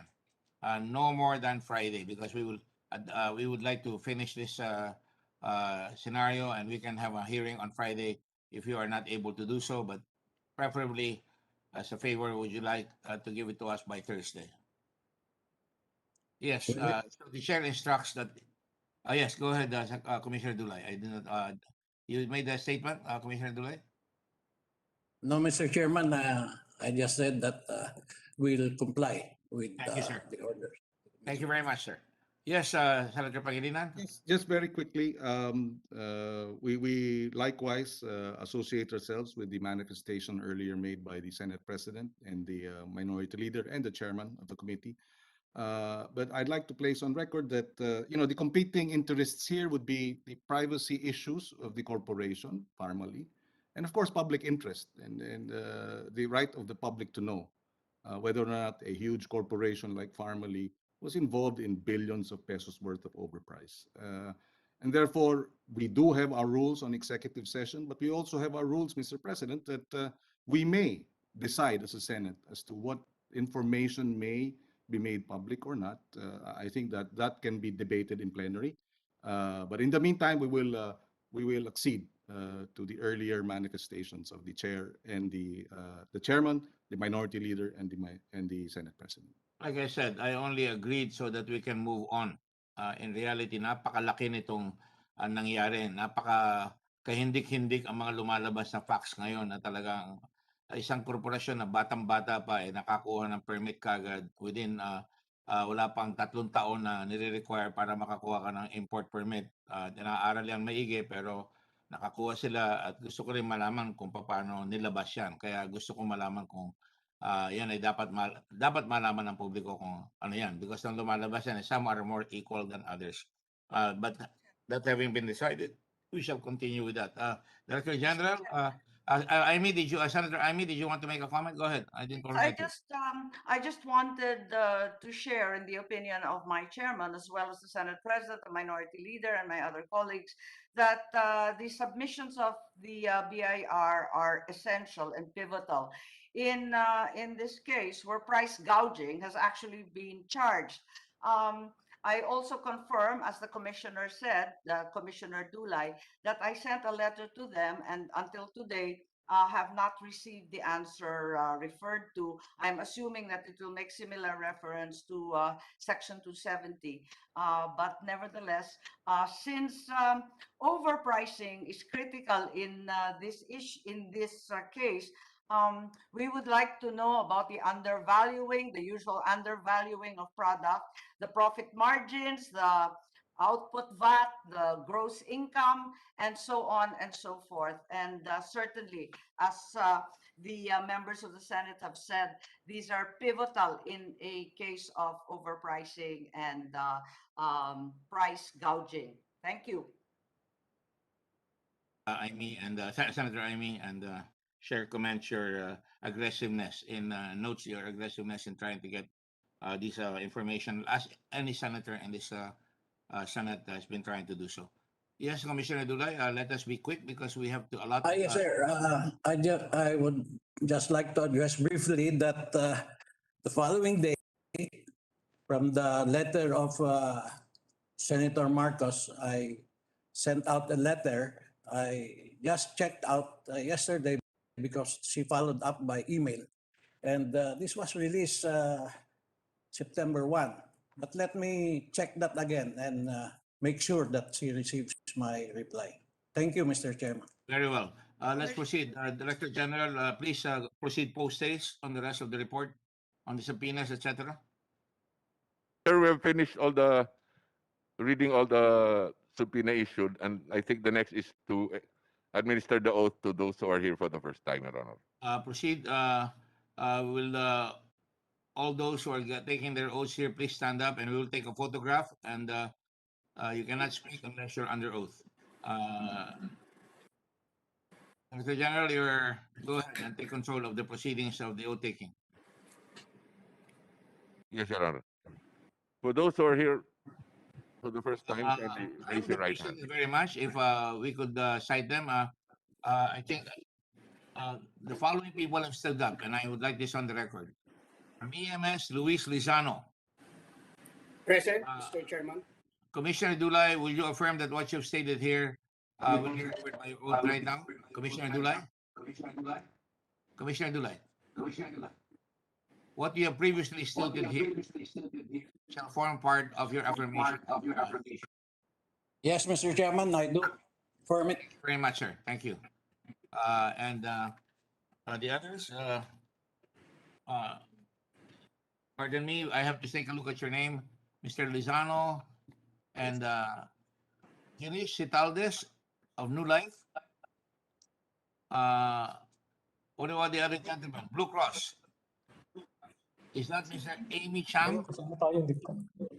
Please reply. Mr. Amy Cham, is that you? One with the glasses and the vest? Papa. That's you. You're a lady, right? Amy, is that, am I pronouncing it correctly? Papa, sir. Salamat po. Thank you. Sino pa po? Pakitaas lang po ang kamay. Anderson Lowe. Undersecretary Anderson Lowe. And who else is there? Paulo Teston. Not mistaken, you're from the office of previous office. Where are you connected now, Mr. Paulo Teston? I'm connected, Your Honor, Mr. Chairman, in a law firm in Taguig, Your Honor, Mr. Chairman. A law firm. You don't want to mention your law firm? The law firm is M&A Associates, Your Honor, Mr. Chairman. MM Associates. Okay, right. Go ahead. Thank you, Your Honor. Commissioner Guerrero, are you raising your hand? Again, I raise a question, same question to you, that you're affirming what you previously stated under oath. Yes, Your Honor. Thank you. And who else is there? Mr. Brigo Merlin. Yes. Go ahead. And who else? Mr. Techico. Benny Techico. Yes. Who else? Quickly, please. Augusto Ilagan. Yes, Mr. Chairman. Inspection Division. Yes, Your Honor. Rudy, can you see them as I cannot see them here very well. Can you just go ahead and say who they are? Emmanuel Artiza. And who else? Honor. Emmanuel Barcelon. Have you taken your oath before? Emmanuel Barcelon. Mr. Ariel Valencia, Your Honor. Yes. All right. And who else? Mr. Ferrer. Ferdinand Ferrer. Terry Ferrer, is that you? Yes, Your Honor. Yes, thank you. Yes, thank you. Ferdinand Ferrer. All right. And Your Honor, Mr. Warren Rex Leong. Warren Leong? Where is Warren Leong? Here, Your Honor. Here, Mr. Chairman. Okay, I can see you now. Thank you. Thank you very much, Director Leong. Go ahead. Who else? From the SEC, Your Honor, Attorney Del Rosario. SEC, Attorney Del Rosario? Where is Attorney Del Rosario? Yes, sir. It's here. Attorney Artiza. Okay. Gerardo Del Rosario? Yes, go Your ahead. Honor. Yes, sir. And Attorney Emmanuel Artiza, Your Honor. I'm here, yes, Your Honor. Go ahead, Rudy. Kimbo, you're in charge. Go ahead. GPPB, Ms. Rowena Candince Ruiz. Mr. Ruiz, are you there? Rowena? Ruiz, I'm sorry. Mr. Chairman, good morning. Please identify yourself. Mr. Chairman, good morning. This is Executive Director Rowena Candice Ruiz of the GPPB Technical Support Office. All right. Go ahead. From PhilJeps, Ms. Rosa Maria Clemente. Ms. Clemente? Mayor, good morning. I'm Rosa Maria Clemente from the Procurement Service Field Jet. Thank you, Rosa Maria Clemente. Thank you. From the Philippine Association of Service Exporters, Ms. Raquel Bracero, President. Please sound off, Ms. Bracero. Ms. Bracero, are you there?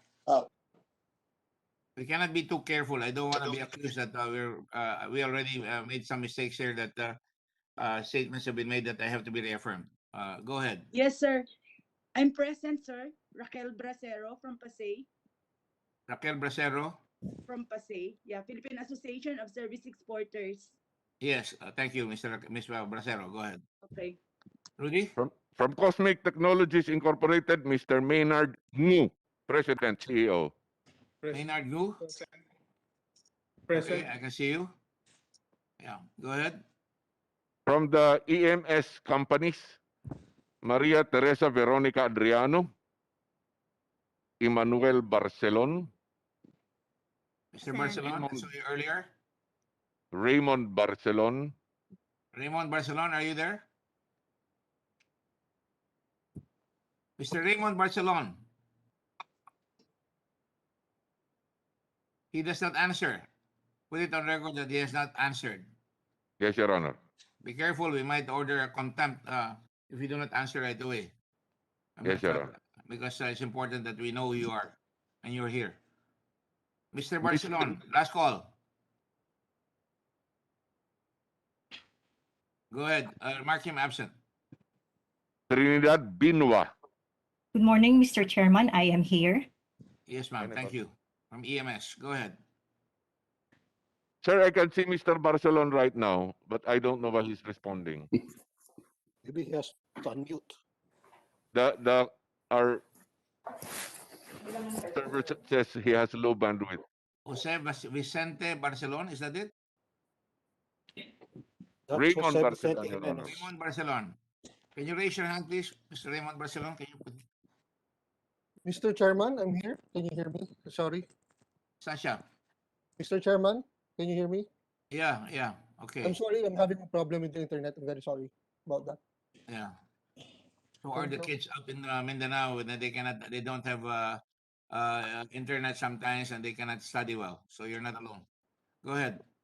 Mr. Ferdinand Ferrer and Mr. Fernando Ferrer. I saw Ferdinand Ferrer earlier. That's Perry, I suppose. Yes, I am here. And Don Fernando Ferrer? Fernando Ferrer here. Your Honor. You look like brothers. Are you your father and son, right? Brothers, sir. Oh, brothers. Okay. That was right. Thank you. All Jose right. Vicente Jimenez. I saw Mr. Jimenez earlier. Present, Your Honor. Yes, Luis Lizano. I'm sorry. Present, Your Honor.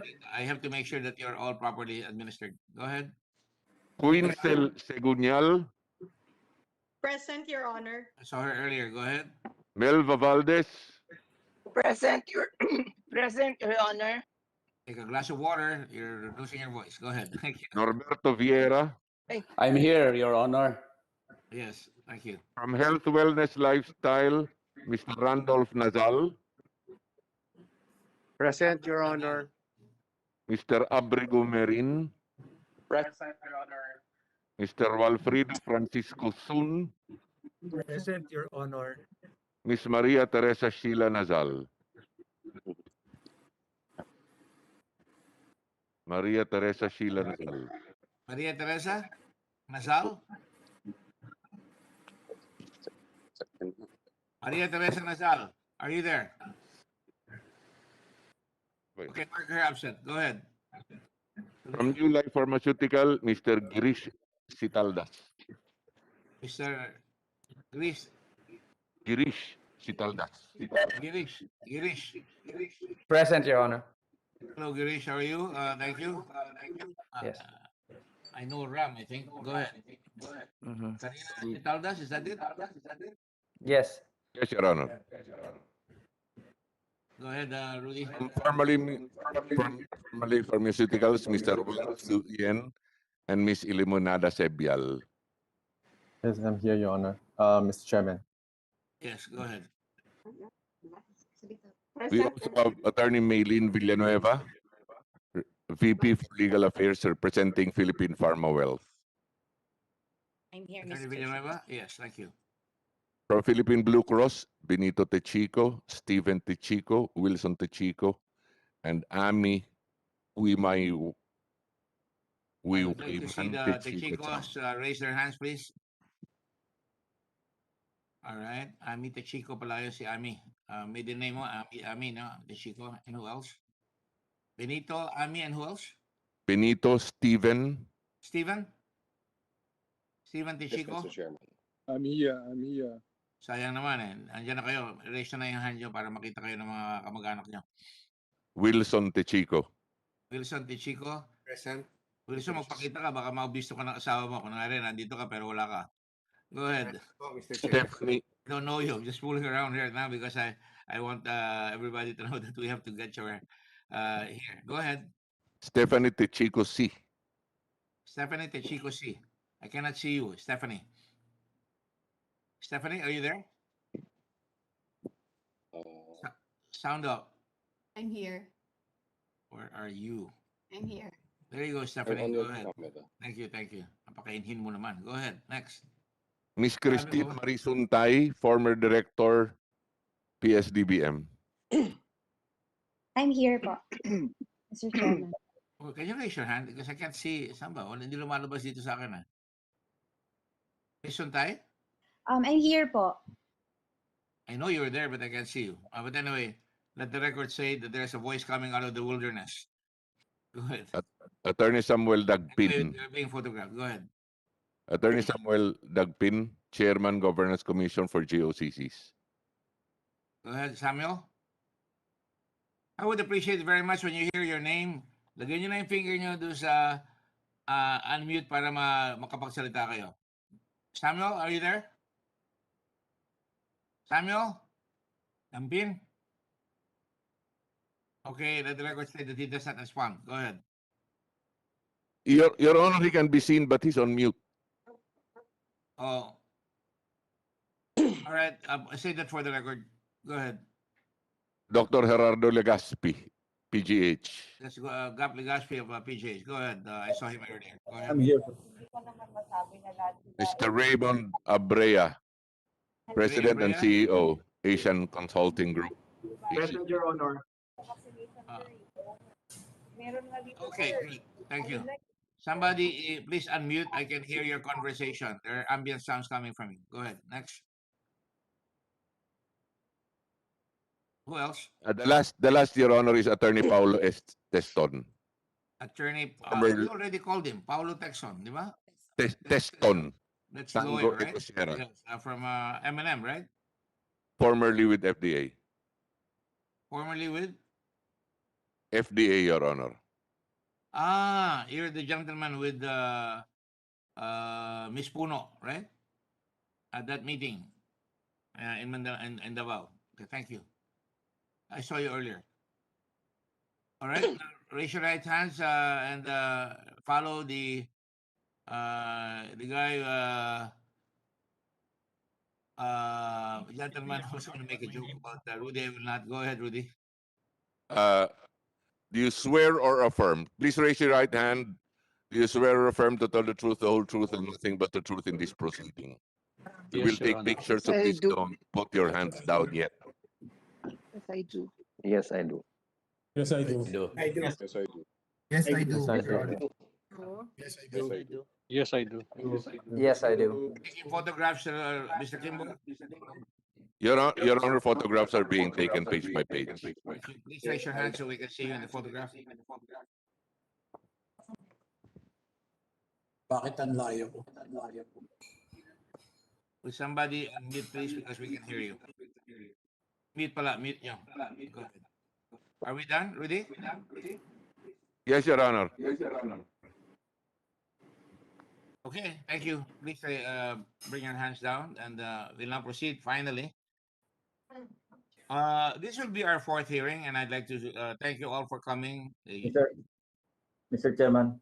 Yes, Senator Lacson. Yeah, very quickly, Mr. Chairman. This is regarding the person of Wang Chuyen.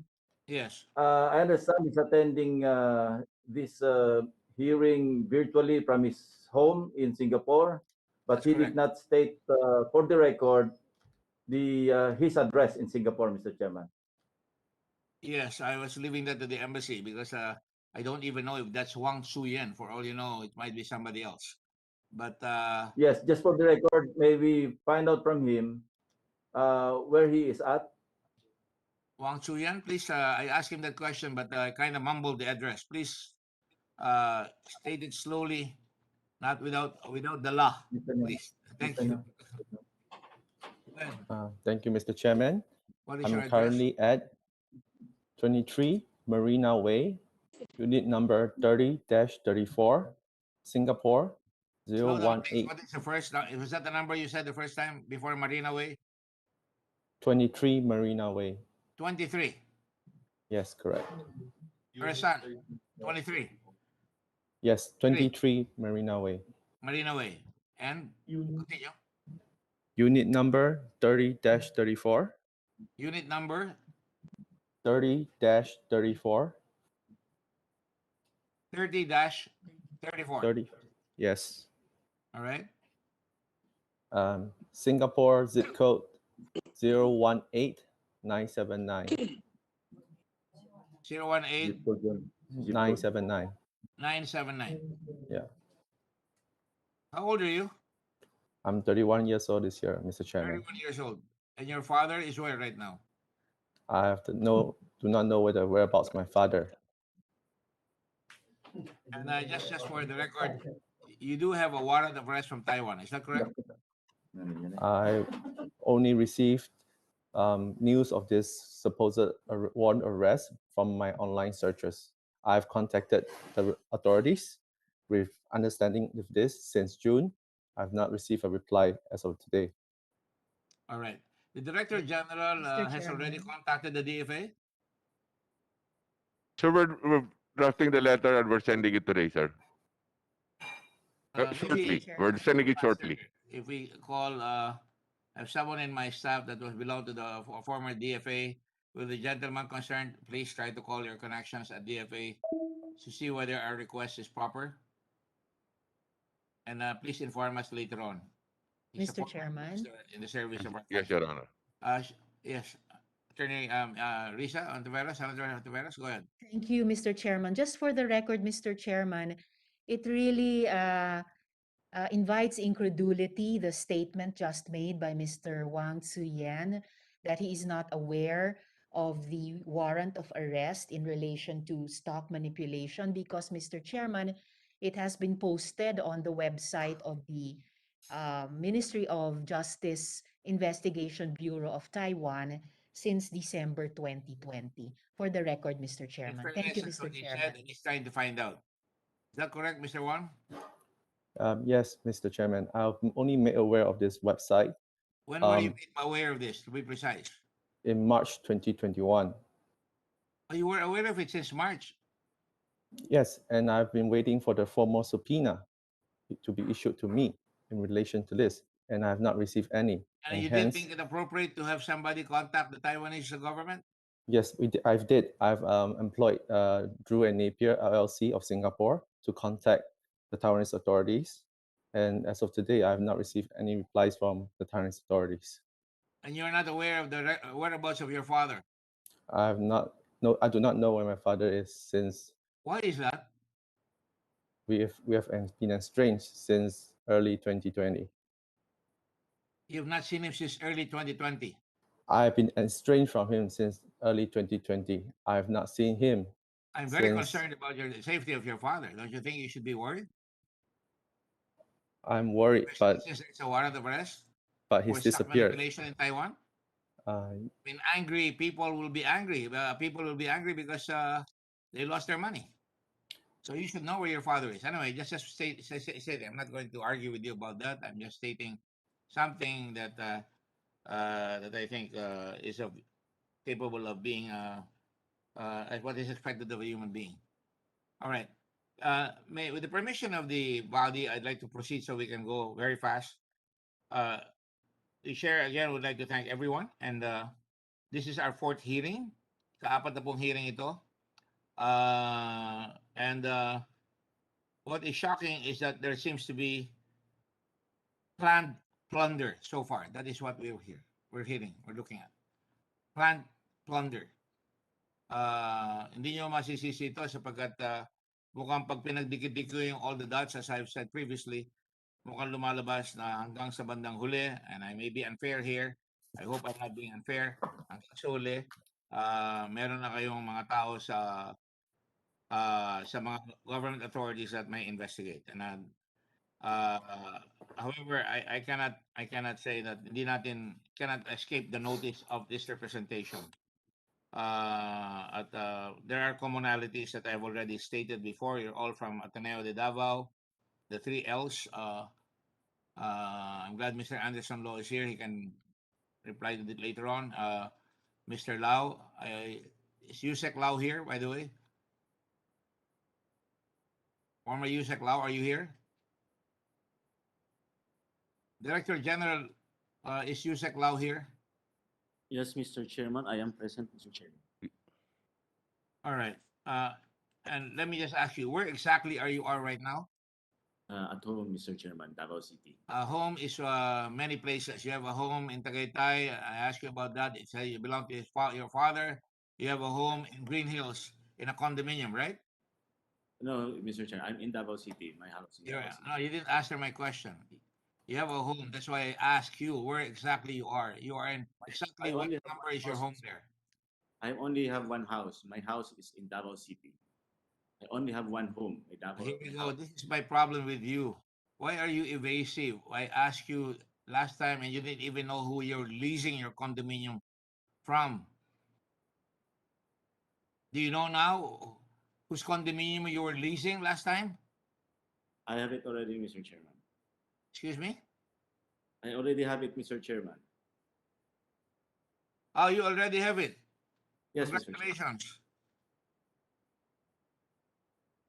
It is with Miss Rebecca Garcia, Mr. Chairman. In Rebecca Garcia? Becca Garcia, you say? Rebecca Garcia. Rebecca. And what is the address there in that condominium? Again, Mr. Chairman? What is the address in that condominium? Goldland, Mr. Chairman. Goldland Plaza. Goldland Plaza. Or Goldland? Goldland Plaza po. Gintong lupa. Yes, Mr. Chairman. Thank you. And the exact address in Green Hills? Annapolis Street. Annapolis? Annapolis Street. Annapolis Street. You have a number? Try not to be evasive. You're a lawyer and a professor at that, yes, you claim. No, I'm not. Anong number? Mr. Chairman, I'm not being evasive. I'm memorizing. Answered. When you're asking an address, you will say, my number is... yeah, Mr. Chairman, I'm memorizing. No, answer the question, please. I only leased the property last year. So I'm memorizing it because I used to live in Pasig. So I'm just memorizing it. I'm not from Manila, Mr. Chairman. So please give me time. It's not a crime if you're not from Manila. I'm just asking a simple question. You know, I will not argue with you. Let the record state that the chairman has asked him for the exact number, and the first time the chairman asked him, he said he didn't know who he was leasing to, and now he doesn't even want to say what number. And that's all I'm going to say. I'm not going to ask you any more questions right now. Allow me to proceed. So there seems to be a planned plunder of 42 billion. The question of Senator Drilon to Secretary Duque was why he transferred it. There was an answer. And again, what has happened since then has been, continuous effort at making sure that we have a situation where there were purchases of face masks, face shields, and PPEs that did not seem to follow the rules, the proper protocols, and to safeguard the interests of the people and of this country. So far, that is what we're seeing. We could be wrong or we could be right. The purchase of the said medical equipment or paraphernalia were transacted with a small and dubious company na ngayon ni hindi alam nung kanyang anak na si Juan, yung kanyang lugar, kung saan ang tatay niya, na kung saan ito ay may address na sinasabi walang tao doon. Narinig nyo na sabi nila, walang tao doon. Hindi makita yung mga tao doon sa Victoria Court. At meron kasama sila na si Michael Yang na sinasabi wala doon. At ang sinasabi ay hindi na raw nakatira doon pero may nakita ang usaa na dinala doon yung subpoena at sinabi hinahanap yung si Nancy Yang at dinala doon ng isang insurance company. So talagang hindi kayo masisisi kung ang committee ay talagang nagtataas ng tumataas ang kanilang doubts dito sa mga umaharap dito sa atin. And the company, to be exact, Farmally, is owned by foreigners na it would appear may mga kaso sa Taiwan at serious cases amounting to $50 million ng stock manipulation. Hindi maikakailayan sapagkat hindi ko maintindihan kung talagang tutuusin. Tinatawagan ko lahat ang nanonood na nakikinig. Pindutin nyo yung button ng computer nyo, ilagay nyo yung Farmally, lalabas doon yung kanilang kaso sa Taiwan. At makikita nyo kaagad doon. So talaga may duda na napakalaki dito sa lumalabas. Especially, ang halaga ng purchase price itong mga binili, ng mga face mask, at yan malalaman natin kaagad ngayon, ay talagang super taas at more than double ng mga presyo ng ibang mga nagbibid. And ang masasabi ko lang, kung talagang nangyari yan, at sinasabi ko dito na dapat yan ay pwede sanang napakinabangan ng mga nag-aaklas ngayon, ng mga nurses, ng mga healthcare workers na nahihirapan na hindi mabigyan at mabayaran ng SRA, kahit na sinabihan na ng COA na dapat isali sila sapagkat nagbago na ang situation dito sa Delta variant na kapag ikaw nasa hospital, you are in a hazardous situation. Ang binibigay lang dati ay nasa COVID ward, pero nung nakaraang hearing, especially the first hearing, lumabas na ganun. And fairness to Secretary Duque, sabi niya hanapan ng pera at lumalabas na medyo nakakuha sila ng pera ng 881 million pesos dito sa DBM at 888.12 million pesos sa DBM. At in the meantime, ang inyong abang lingkod at si Senator Angara ay nag-file ng bill na talagang isali na sapagkat may duda at may na sinasabi ni Secretary Duque kahit na sinasabihan ko na siya na mag-take ng risk because papayagan naman siya ng COA apparently ay yun ay para lang may cover si Secretary Duque, and I appeal to our colleagues to put a little bit of urgency dito sa final na bill namin ni Senator Angara para yung mga tao natin ay hindi mawala, lalo na ngayon tumataas ang COVID at dumadami. At kung iiwanan tayo mga nurses, kung lalabas sila, ay talagang nasa bingid tayo ng alanganin ang ating mga kababayan na papasok dyan. Kailangan mabayaran yung mga, and in fairness to this representation, nang ako'y nag-umpisa, yan ang una kong sinabi sa committee na unahin natin muna yung mga healthcare workers natin. Marami na nangyari pagkatapos lang.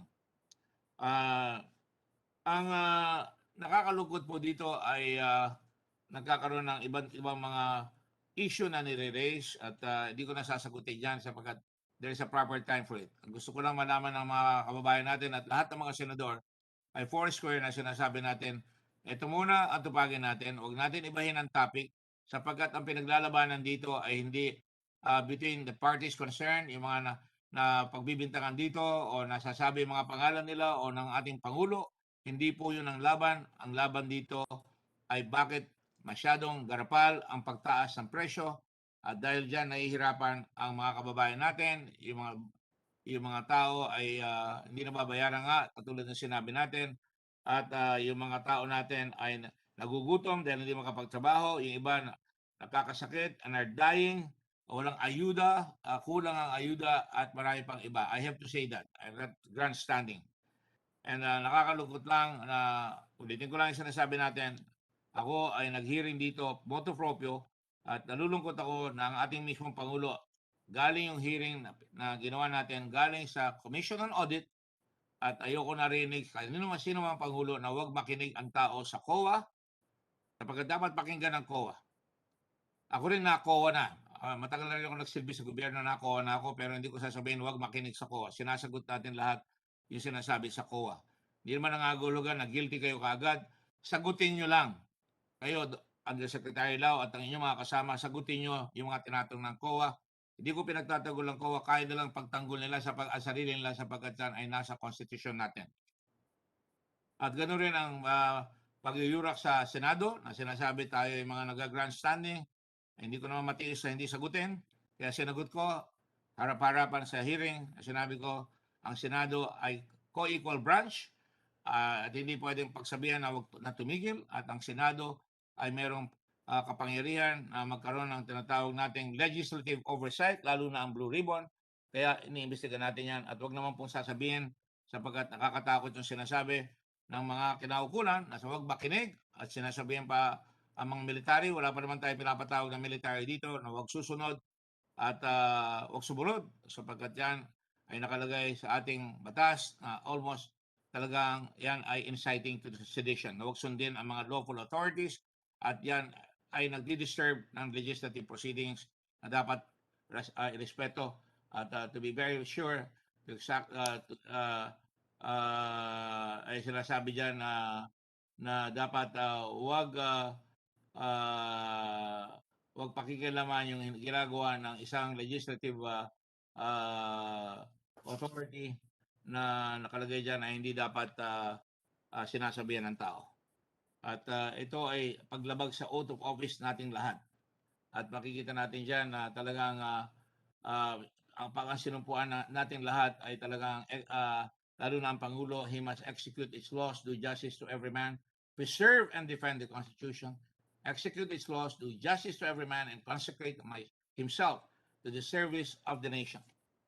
Yan ang sinasabi po niya. Ngayon, nandito na po tayo ngayon sa sitwasyon na talagang pag pinag-aralan po natin ito ay talagang mahirap itago na talagang lumalabas may mga evasion ng mga sasagot at ito ay nagigimbal ang buong mamayang Pilipino na hinahanap natin accountability o pananagutan at saka ang transparency ng ating gobyerno na isang unit ng DBM, PS. Hindi siya nanagot doon sa Secretary of DBM na nalagay yung mga tao dyan na talagang bilyong piso ang nauubos at hindi natin namamalayan at ngayon ay hindi na ako magpapakahaba. Tutuloy na po tayo kaagad sapagkat binigyan ko lang po ng overview yung ating pinag-uusapan para ito ay malaman ng ating bansa para tayo ay hindi tayo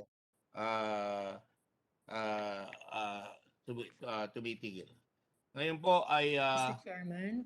yes, let me just continue please, Senator Hontiveros. I would now like Yes, to Mr. call Chairman, just a brief opening statement also, if the chairman would allow. if you don't mind, Senator Hontiveros, allow me to get to the chase because you've allowed a lot of people here. And you will get your chance. As you know, we already have called everybody. And as soon as I do not want to tarry a little anymore, I would like, with the permission of everybody, to call the Mr.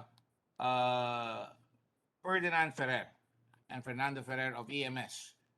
Because pag tinignan nyo yung report dito, hindi lang yung mga sobra ang pagsisingil, pero makikita nyo, nag-supply ang kumpanya ng EMS, kung umaabot, kung pwedeng pakita lang dito, ng 100 million na supply na ang presyo ay 13 pesos and 50 centavos kung di ko nagkakamali. At kung ikukumpara yan, ito makikita natin, kung pwedeng pakita, kung kukumpara nyo sa iba, New Life Pharmaceutical, 16 pesos at 50,000 quantities. Pharmaly Pharmaceutical, 22.50 on 16 April. Cosmic Technologies, 22 pesos and 50 centavos at 300,000. Philippine Pharma Wealth Incorporated, 27.49, 100,000. Pharmaly Pharmaceutical Corporation, 27.72, 500,000 quantities. At Pharmaly Pharmaceutical Corporation na naman na 10,000. Ito ay bukod doon sa nakuha nilang 8.7 billion kasama na dyan. Pero ang EMS components, nagtataka kami nakapagbenta ng 1350 na 100 million at ang Health Wellness Lifestyle Incorporated ay 1750 at 600,000. Ito ay nung May 20, yung health wellness, yung EMS April 27. Hindi nagkakalayo ng isang linggo halos ito mga ito. Kaya tinatawag po natin si Mr. Perry Ferrer na marap at kung pwede matanong po ng chairman, mabilis lang po. Mr. Ferrer, are you there already? Good morning, Your Honor, Chairman Senator Gordon. Yes, I am here. Your name is Ferdinand Ferrer, and you are with a very reputable company in the Philippines that has been supplying these products for how long? Your Honor, we have only started producing medical grade face mask in 2020. 2020? Yes. At kayo pumasok dyan? Bakit? In 2020, we were requested, several companies were requested by our Department of Trade and Industry, or the DTI, if local companies can repurpose their factories in order to augment the supply of medical products, PPEs, and medical grade face masks. Alright. At nakapag-supply ba kayo? Nanalo po kayo, hindi po ba? Yes, Your Honor. We were awarded April 27. April 27. Computer may market. The signal is can the technical people fix the signal because it's a very, very important testimony. Can you come closer to the microphone, please, Mr. Ferrer? And now. Go ahead. Okay. Yes, Your Honor, Chairman. Our company, EMS Components, was awarded April 27th, 2020 at the unit price of 13 pesos 50 centavos for 100 million medical grade face mask. But Your Honor, I just wanted to clarify earlier the document that was shown at the screen earlier, 100 million at 13 pesos 50 centavos. Yes, that is true, but we were only able to ship 25% or 25.8 million of that 100 million contract at 13.50. In fact, after the firm was ready to ship out its first batch of surgical masks, pag nung ready na kayo, on June 1, yes. Ano nangyari? Yes, Senator. Per contract with the DBMPS, our shipments would have started in June at 8.5 million per month. 8.5 million per month. Nangyari po ba yan? That's correct. Not entirely, Your Honor. We were able to ship only 5.3 million in June, and the balance was delayed. Bakit hindi kayo pinayagan mag-ship? Pinayagan ba kayo o hindi kayo pinayagan? We were not allowed because every time we ship, we need to get a request for delivery from DBMPS. So as our finished goods or stocks were available to ship, like what I mentioned, we were able to ship in June 5.2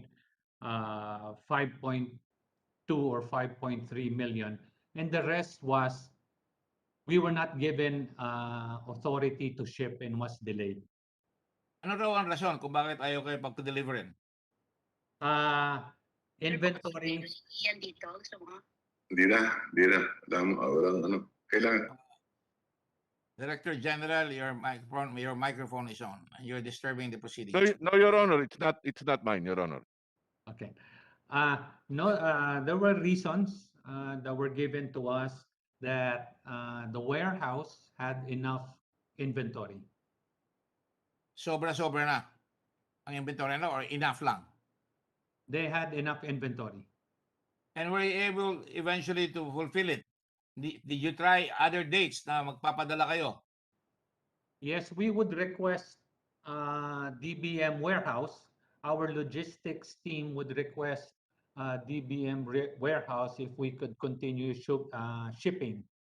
So eventually, like I mentioned earlier, we were only able to ship 25.8 million at 1350, and that only lasted until November 2020. So halos 6 na buwan bago kayo napayagan na nakapag-ship lang nung ilang percent? 25%. That's correct, Your Honor. 25%. We were able to ship 25% of the contract until November 2020 only. Ano po ang nangyari doon sa 75 million? We were put on hold. There was a communication to us that our shipments were put on hold and not to deliver. Were you aware that other suppliers had already won the bid na marami na silang sinusupply doon? Were you aware of that? No, Your Honor. No, I was not aware. Alam niyo ba na namili ang Farmally? Kailan niyo nalaman na kung hindi niyo alam kung kailan niyo nalaman na ang Farmally ay nakakuha ng napakalaking contract, napakalaking dihamak sa inyo? Actually, all the information, all these contracts that I've seen, I only heard it this year, Senator, that there were other suppliers. You are a Filipino corporation, correct? That's correct, sir. 100% proud Filipino company. Kung di ko nagkakamali, nakausap ko rin si Secretary Lopez ng DTI, sabi ko, ba't hindi tayo kumuha at mag-umpisa na tayong tangkilikin natin at bigyan pa natin ng pera yung mga korporasyon ng Pilipinas para makagawa sila right now, makahabol tayo makagawa ng tinatawag nating mga face mask. Napakasimple lang naman ng teknolohiya yan. Tama po ba yan? Na dapat kaya ninyo. That's correct. Kaya po ng Filipino, yes. At kinaya nyo, nanalo kayo ng 100 million, pero ang lumalabas dito, ayaw kunin yung mga ginagawa nyo. Your Honor, kayo mag-produce. Gumastos kayo. Tama po ba yan? That's correct, yes. Nag-import po kayo ng mga raw material. Tama po ba yan? That's correct, Your Honor. Mga magkano ginastos nyo para sa raw material lamang? My investment was close to 200 million in equipment, raw material, and refacilitation of our factory to get into the medical face mask manufacturing. In other words, para makalaban sa giyera, nag-retool kayo. Nagbago kayo. Kumbaga nung World War II, yung Detroit gumagawa ng kotse, gumawa ng tangke, gumawa ng mga baril para makalaban tayo sa giyera, makalaban sila sa giyera. Dito naman, ano ba talaga ang ginagawa nyo bago itong face mask? Before doing medical grade face mask, we are an electronics assembly facility primarily for export. We support the automotive industry, the aerospace industry, consumer and industrial industry. Internationally? We produce it here in the Philippines, and we also do a lot of subcontract work for local foreign exporters here. And then all for export. So pumasok kayo dito bilang isang entrepreneur na nakita nyo kaya ng Pilipino at kaya nyo makipagsabayan. At nakipagsabayan nga kayo. 13, 15 kontrata nyo, pero yung Farmally nasa 27, nasa 22. Di hamak na mas malayo sa binibenta ninyo. You know, Your Honor, Senator Gordon, when the DTI approached us, and it took me 3 weeks to really created a technical working group to review how to build medical grade face masks. I believe it was our duty as a Filipino company because it is the government who requested. The employees, our employees here, like what you mentioned earlier, we didn't know how far this COVID was going to go, but we knew we were entering into a war, like what you said. And it is our duty as a Filipino company to contribute even just a little bit and our management team and our supportive board of directors agreed to repurpose, like what you mentioned, retool a section of our factory close to 1,800 square meters, 1,800 square meters to produce medical grade face masks. And of course, that entailed great risk. Napakalaking kasapalaran ang ginawa nyo. Yes, yes, it was a risk, but like what I mentioned, it was our duty to produce. We wanted to produce. We had a bad experience in Taal a few months before March and April because Taal erupted in January of the same year, 2020, and I saw the devastation and need. That's why we decided on face masks, because we were affected right from January, the shortages of face masks.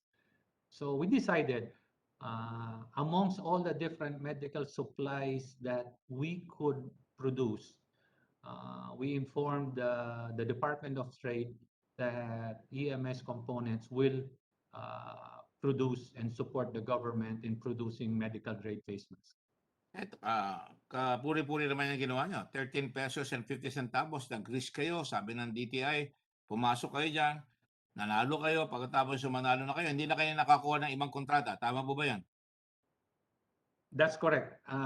That is our first and last contract. I just wanted to clarify, we shipped 25.8 million at 13.50, and then we shipped the balance. We were able to ship the balance. We shipped 74 million, 74.1 million at 2.35, 2 pesos 35 centavos, Your Honor. At yung 100 million na nakuha yung supply ng Farmally, magkano kayo inabot doon? Magkano ang total nun? Ilang million yun? Ilang daang million? 1 plus billion yan, di ba? Billion ba yun o million? I don't know what Farmally got. I really don't know. Ano yung sa inyo? For our contract, it is 1.3 billion pesos total original contract. But at the end, after shipping 100 million units of face masks, the total sales only was 523 million. Kalahati lang. It was far from the 1.3 billion. Do you think that there is some reason bakit kayo pinipigil nitong DBMPS na mag-supply kayo? At Eh, least sa kontrata. Di ba sinusuba kayo ng gobyerno? Tama po ba yan? Mabigat na yung salita ko. Sinusuba kayo, nanalo kayo, pero pinapahirapan kayo samantalang yung Farmally, hindi mo alam yan, pero maluwag na maluwag makakuha, maluwag sa pag-import, walang you've been importing, di ba? Para maka-import kayo, dadaan kayo sa 3 taon, dadaan kayo sa Butas ng Karayom, magpapakita kayo na 3 taon na kayo nag-operate, nagbabayad kayo ng taxes ninyo. Tama po ba yan? Ano pa ba ang sinisingil sa inyo pagka mag-import kayo? Oo, parang gano'n. Hello, go ahead. Okay, I heard. No, that is correct. Well, from just looking back, when we communicate with the PSDBM that they do have inventory and there is a lot of issues on space in the warehouse and they're doing inventory, we took it at face value because I believe last year there was a lot of procurement happening. The country needed it. So we took it at face value that our deliveries and the inventory of face masks was probably enough the DBM. But in our case, I just want to mention this. During the start around April and May, I believed in the government. There was a lot of government coordination, and as proof of government and private collaboration, you know, the DTI, the BOI, the Bureau of Customs, FDA, PEZA, the DOH, and the DBM all helped to make us into reality in be able to produce medical grade face masks in a matter of 7 to 8 weeks, which our company has never done before, even with our expertise in electronics. But on a new product, in a matter of 7 to 8 weeks, all these agencies were able to help us at the height, not at the height, at the onset of this COVID. It shows that if government and private companies work together, we can achieve. And we are the example na kung gugustuhin talaga natin, we were able to produce medical grade face mask and to the capacity of around 12 capacity. This is capacity, 12 million per month. And Marami we were kayong able to nagpumasok dyan, di ba? Marami kayong pumasok. Di ba may asosasyon kayo na nag-commit na magagawa kayo? Tama po ba yan? Yes, that is correct. And I met a lot of different companies and the local manufacturers. We formed a coalition of PPE manufacturers of the Philippines. And they too, the other companies from different industries, I was pleasantly surprised that we were following the same track. I didn't know what they were doing, but we were parallel in also repurposing. So they were repurposing for different Ibig sabihin, repurposing, kumakambyo kayo. Kung ang ginagawa nyo dati, electronic, kumambyo kayo, katulad ng ibang kumpanya, kumambyo sila para kayo makapag-supply bilang Pilipino, makapag-supply kayo dahil tukulin nyo yan at kaya natin gawin yan at una makikinabang ang mga Pilipino laborer. Tama po ba yan? That is true. That is absolutely correct. We wanted one of the CPMP, Coalition of Philippine of PPE Manufacturers, the Philippines. One of our objectives is really to provide medical grade PPEs, including face masks, as well. The number two is to be able to preserve Filipino jobs and generate employment in the Philippines. Yung PESA, yung mga DTI, talagang ginagawan pa na nila ang tungkulin lang hanggat kaya. Pero mukhang hindi ginampanan ang tungkulin ng gobyerno dito sa pagsusupply ninyo. Hindi kayo sinuklian ng tiwala. In fact, ang nangyari, tama ba yan? Hindi kayo sinuklian dahil hindi tinatanggap yung dinideliver nyo. Sumugal kayo, nagpasok kayo ng pera, nanalo kayo, pinakamababa kayo, pero nung magdi-deliver na kayo, inipit-ipit ang delivery. Tama ba yan? We were not given, our deliveries were pushed out and delayed. Yes, that's true. Were what? Excuse me? It was our deliveries were pushed. Your deliveries were not accepted because they had too much inventory, correct?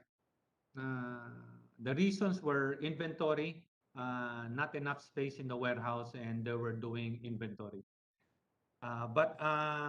Looking at it, pagkatapos niyan, nakita natin ang laki-laki ng binigay, halimbawa sa isang kumpanya, katulad ng Parmali. Papakita ko sa inyo ngayon yung ibang binigyan, ano? At para, nasabi niyo, hindi nyo alam. Halimbawa dito, etong surgical mask. Ito, Parmali ba ito? Parmali ito, no? April 14, 20. Surgical mask, ang quantity 2.4 million, 2250. Ang total 54 million. Negotiated yan. Yung ba sa inyo, negotiated rin? Yes. Yes. Okay, good. Our contract was under Bayanihan 1. Yes. That's good. All right. Now, ito, April 16, nakikita niyo ba? Nakikita po ba niya?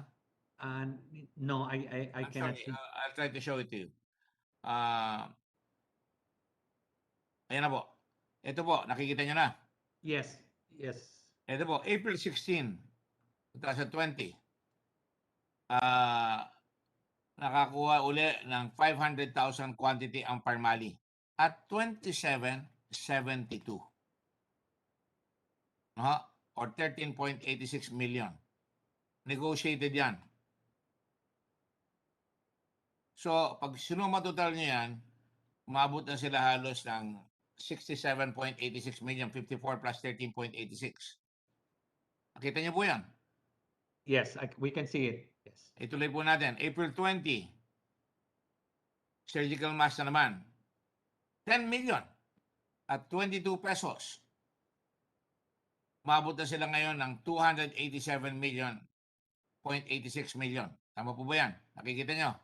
Yes, you can see it, Mr. Chairman. Tapos bigla ngayon, bumuluwak, ito, BGI real time, 8,000, 75,000, ano po? At pesos, ito, iba na itong sinusupply natin to, mga test kits na ito. No? Malaking pera lang ang sinasabi. I'm not going to ask you to compare apples and oranges, pero kayo nasa surgical mask. Pero